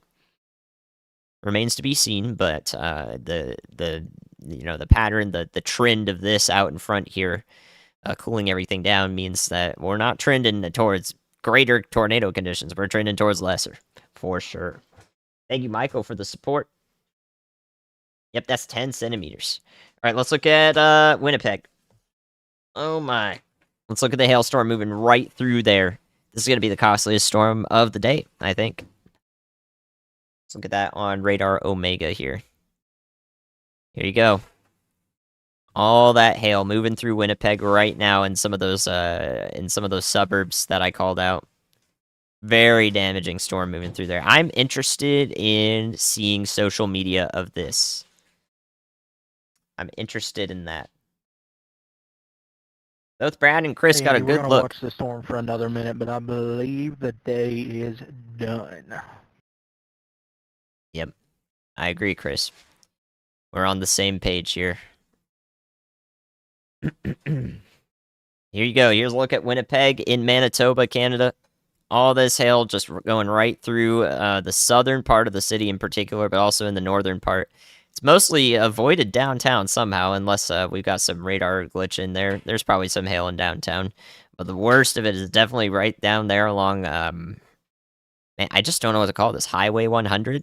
Is that what you guys say? Highway 100 here. Highway 1. Road 1. Manitoba 100. There's got to be some terminology there I'm missing. I don't know what the road system in Canada is like. What to call it. Interstate. Maple syrup. Right in there somewhere. Clearing up in downtown. Yep, it's going to be over pretty fast here. That's good to hear a report from this. This is like 5 minutes delayed. About 5 minutes delayed. So more than likely the hail is beginning to fall over here near Lorette and Ile-des-Shines. Dang it, dude. They're gonna get me with this. You call them highways, okay. The perimeter. The perimeter. The perimeter. The permanent meter. Well, I mean, the 100 is not the Trans-Canada Highway. The 1 is, though, definitely. So this is the Trans-Canada Highway. Yeah, so, okay, so you call them highways. Good to know. Thank you for clarifying. Yep, that's a look at the Winnipeg hailstorm. Kinda rare for early May, I'd say. Sometimes, in the worst of the seasons, you might still have snow on the ground up there. But yep, now you have a strong hailstorm moving through. Very interesting look. Hopefully that was not too damaging, but this has definitely got the look of a mesoscale convective system to it. You can see how it's beginning to bow out and shape just a little bit. So that MCS right here, that we call it, is literally, all that means is it's just a complex of storms that have formed together. It's self-sustaining as winds blow it forward, and it continues to, have storms form to its west and have some heavy rain off to its north. So MCS in progress here.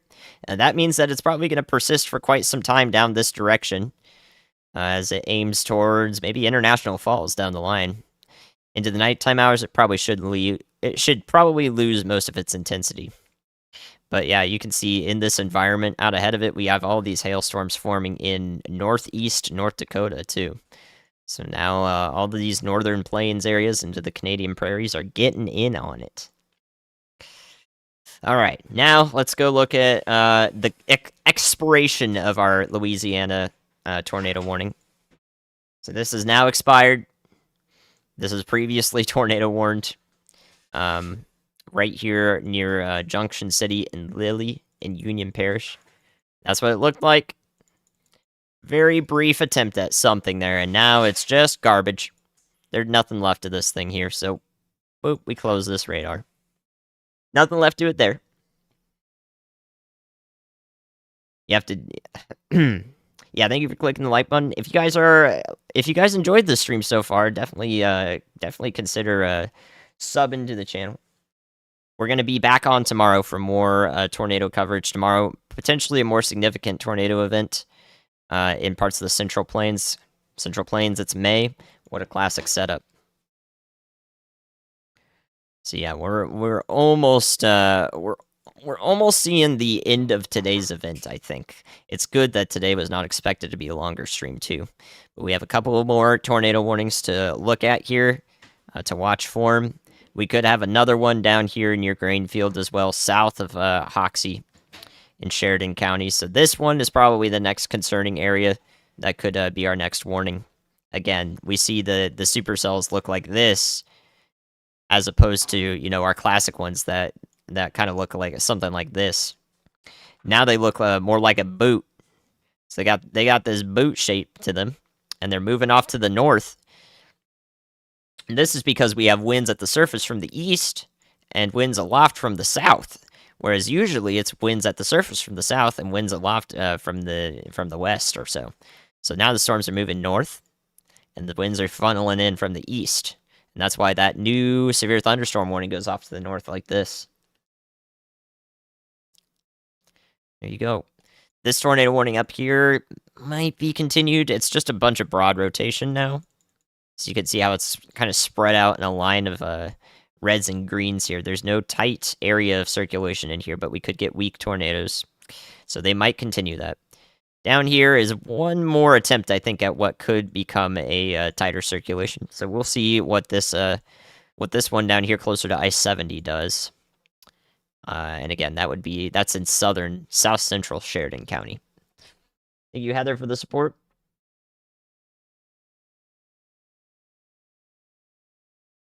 Ooh, all right.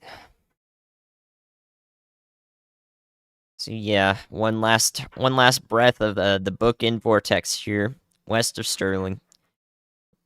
It has stayed in the same spot for quite some time now. Just watch it just spin around here.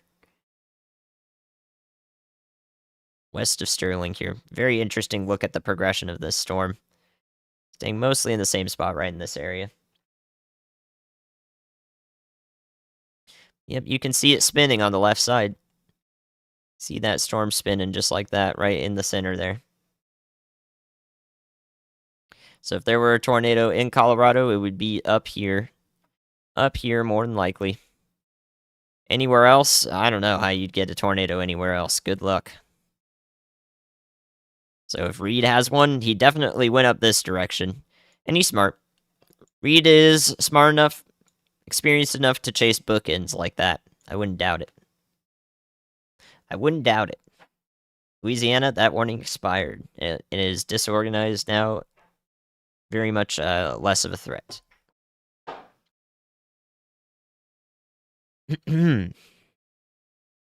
Ah, yes. Okay, so now that Reed Timmer is doing the Reed Timmer thing and probably getting a tornado here west of Sterling, good on him. Man, I should have told Brad to go to the bookend. I wonder if Brad would have scoffed at me. I like bookends. I think they do good stuff. Why does the storm look goofy? We got hailstorms all up north here. That's the reason it looks goofy. So if Reed is not here, I would be stunned. This is the only area that looks like anything that could produce a tornado. Thank you guys for telling me about that. Good old Reed. Okay, so yeah, let's talk about tomorrow. Again, we're going to be on tomorrow. Tomorrow is expected to be more significant. in a couple of ways here. So here's your tornado threat tomorrow in particular. Wind and hail accompany this, particularly hail for a lot of these areas right here from Oklahoma City up to Wichita along Interstate 35 in this area here. And you can see the tilt of the risk areas to the north and west with time here, or with latitude, sorry, not time. This is our negative tilt to the trough. Our low pressure system's back in here in eastern Colorado tomorrow, and it's sucking all of that air up into it. So here we go. This is our significant tornado risk tomorrow. Oklahoma City and north through Wichita. So that's Enid, Ponca City. You guys are used to this over here. All the way up to Great Bend in Kansas. So that is expected to be occurring tomorrow and streamed tomorrow in the afternoon to the evening and to the early night hours. All right, so if I show you this, let's see. I have to go back a little bit. If I show you this, though, afternoon hours is when this is expected to pop up from the best data that we have. So this is 4 p.m., 5 p.m. Central, right about here. We have a big old supercell west of Oklahoma City along I-40. This can produce multiple tornadoes as it goes into a favorable environment. And we've got storms expected all the way up through this risk area. This model data is not going to be what it looks like exactly. This is one attempt at resolving the storms, and I think models are going to do a terrible job at showing exactly where these are going to be. This is just to get a hint at what's going on. So here's a look at that at 10 p.m. Central. And, you know, by midnight, maybe it'll phase out near Tulsa, but it's really the late afternoon when these storms are popping up in southwest Kansas, and to the evening when they're really maturing here into parts of Oklahoma and also south central Kansas. That we're really watching for the greatest concern. So we might have a traditional tornado outbreak tomorrow in the Great Plains in May. That's what to expect tomorrow. Hopefully that helps. And the timing for it as well. So again, at our storms popping up here in our exceptional drought area here. Really hoping this rain makes it into parts of these it is going to rain across a lot of the exceptional drought area here in southwest Kansas, Oklahoma Panhandle, southeast Colorado. We're getting a lot of rain here. This is the beginning of helping with the drought, but it's not going to solve it on its own. So hopefully that continues. But that's good news for our friends over here. Just trying to avoid any flash flooding risks. Amarillo, probably still about an hour or two out. If any storms do make it over to Amarillo, they're all traveling to the north like this, just like the rest of our storms in the high plains. So they have to keep developing out in front while traveling to the north to eventually make it to the city here. That's what's expected down there. When they get there, it'll be any damaging wind probably associated with that.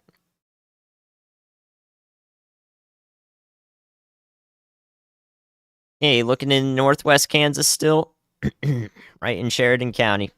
Talking about y'all just y'all for like an hour now. Sheridan County. Not looking too bad though.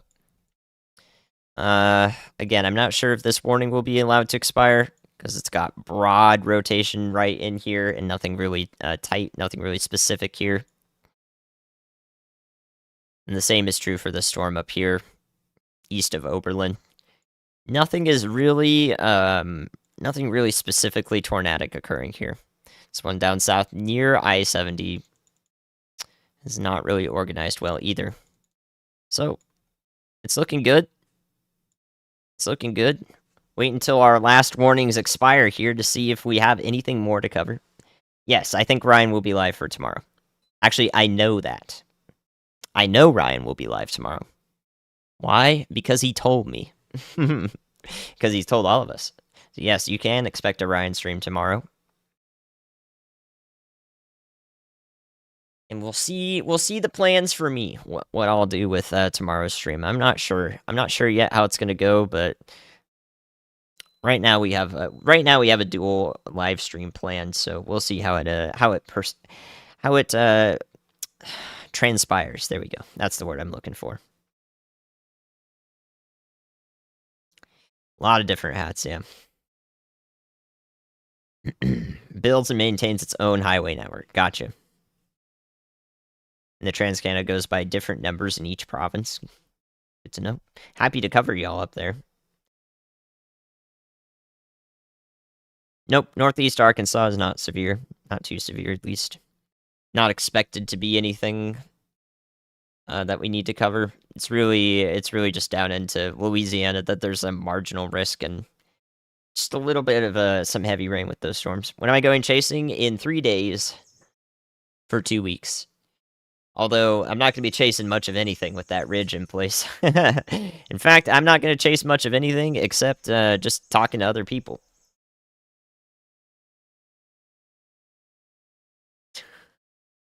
So yeah, I leave very soon. Tomorrow's stream will likely be my last one unless the risk for Friday in Iowa and Omaha gets upgraded.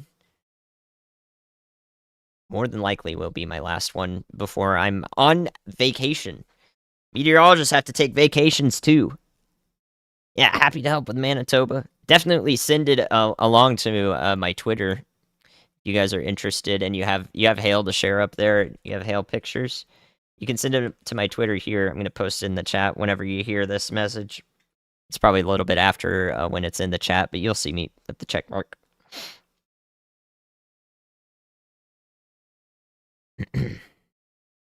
Omaha. Nope, Greensville is fine in Mississippi.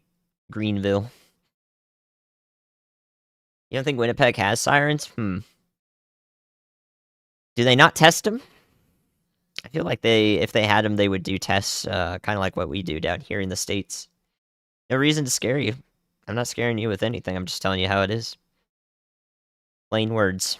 Who am I going to chase with? A few friends. A few friends. I'm the meteorologist of the group, though, so they're listening to me. No, I'm just kidding. Omaha. Yeah, you guys are focused on, in Omaha, you're focused on, this Friday. Okay.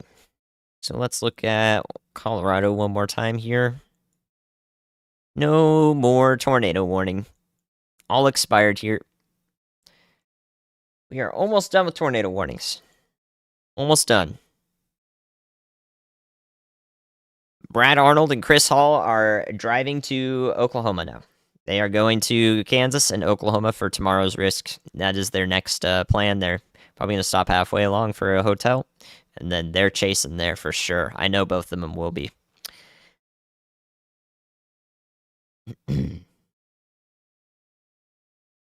Oh, my last live ever? Oh, no. Yeah, well, I'm not... I can't just start an adventure like this, a project like this with y'all, and not do... and just stop. Like, there's no way I would do that. We have so much progress to make. This is just the beginning, the first 2 months of my channel. You're watching it now. Yeah, I'm not gonna stop streaming. Yes, there is supposed to be a ridge, and I planned my chasecation 3 months in advance. I can't plan there being a ridge at that time, so we just have to deal with it. Oklahoma's fine. There's just some heavy rain, some thunderstorms. Nothing severe at all down there. Just some strong, heavy rain. Did it really, baby girl? Baby girl Farley? Appreciate that report. They're in Wynne, Arkansas. Yeah, I remember that. Yeah, I can talk to the chat for a while. How y'all doing? How are y'all doing? There we go. No more tornado warnings. Okay, so let's look at Kansas to see. Colorado's done for sure. All those storms have weakened. For now, we're not looking at anything there. So Kansas, we just need to keep a close eye on, see if they reissue anything up here. For now. Again, the storm's back near Goodland. Non-tornadic. You see this gust out in front of it here. This green line showing up right there. Wind cannot get into these storms. No tornadoes are expected. No tornadoes expected. Brad likely cutting his stream. He's likely done for the day. Just have the Railfan cameras up there just for the meantime. You could call it, yeah, Stands of Andy channel or Standies. Good grief. You know what? I kind of like that. I kind of like that. I don't know if we should do that, though. I don't want to create a cult. May you see Midas? I cannot go and pick him up right now, but he is nearby. Yes. Tired after work, but good. That's good.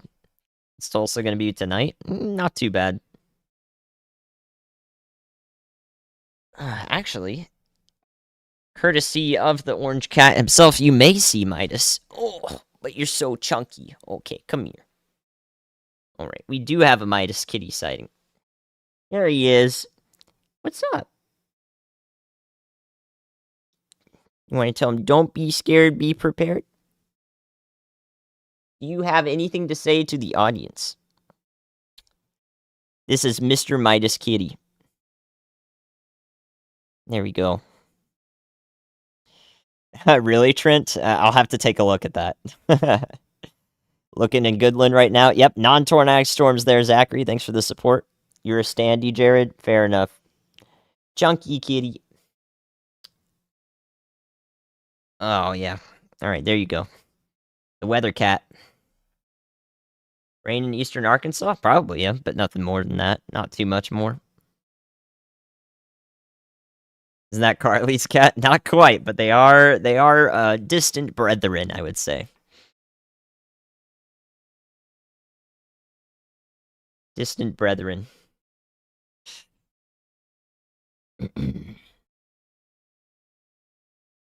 Alright. That's looking pretty good. No tornado warnings, looking pretty good. Still a little bit of rotation occurring with these storms in northwest Kansas. And we could take one look at the hailstorms in southwest Nebraska as well, but I don't think there's going to be much going on over there. Yep, not much going on over here. Really not seeing anything at all here. Anything that might show up on the correlation coefficient that you guys are thinking about? Nope. If anything does show up here, it's definitely going to be hail. Or some clear air. Or an artifact. There are some wind fields out here from time to time, so that can also have radar artifacts in there. I see, Emily. Good suggestion. Does Louisiana get bad stuff tonight? Not too bad, no. Is there anything for the Dakotas? Northeast North Dakota had some hailstorms pop up, actually, yeah. Particularly in northeast North Dakota. That's where we see a bunch of severe thunderstorm warnings up there. But yeah, that's looking pretty nice. That's looking pretty good. Looking pretty good. I'm not overly concerned with any particular storm for the remainder of the night. There may be some sporadic warnings, of course, but we have really made it through the expected peak and sort of the secondary tornado risk today with any of these storms that are in the area. We really made it through the peak. We're looking okay, and we have to plan for tomorrow. We do have to plan for tomorrow.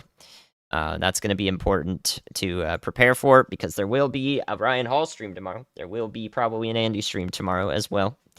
And so we have to be ready for that. I need some really good sleep. I have been awake for 23 of the last 26 hours. So I'm running on fumes right now, not fuel. There's no more fuel in the tank, just fumes. So yeah, I think that's good to do it. Going to do it. So hopefully the coverage today was nice for a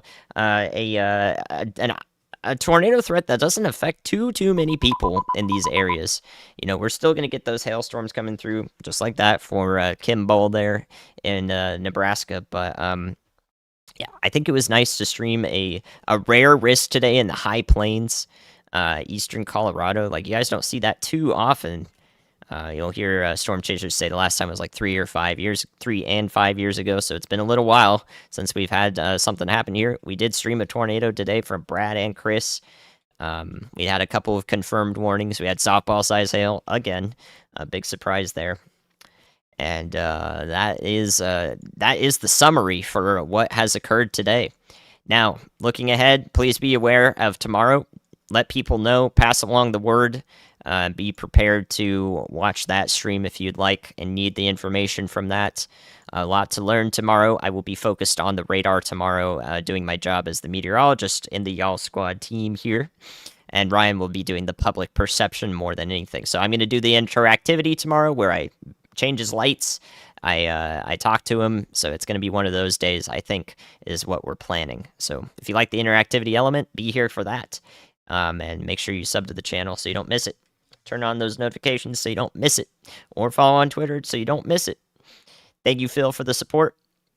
And please be wary of flooding risks in the I-25 corridor in Denver, Colorado Springs. There's going to be a lot more rain falling for y'all. Probably some more storms, if I had to guess, at some point from this big old storm system. So that will about do it. All right. So we'll see. Unfortunately will see a lot of you tomorrow.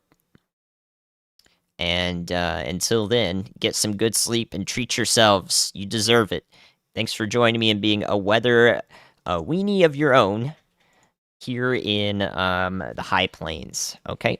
Thanks for the support again, too. Again, really appreciate that from you guys. I don't want to make the stream about that. So the fact that you're thinking out, looking out for me in that way, as it speaks volumes about you. So appreciate that. Thank you, Brandy, and the mods as well. Oh, and guys, watch my weather forecast video if you haven't seen it yet. The one I uploaded today. Man, it's good. Man, it's good. We got to get those juicing again, dude. We got to get those views up on those. Those are so good. I'm really happy with that one. So, would recommend that. Okay, thank you so much, guys. I will see you tomorrow. And then and hopefully not Friday, but if there needs to be a stream Friday, we'll do that too. So, be prepared. Don't be scared. See you then.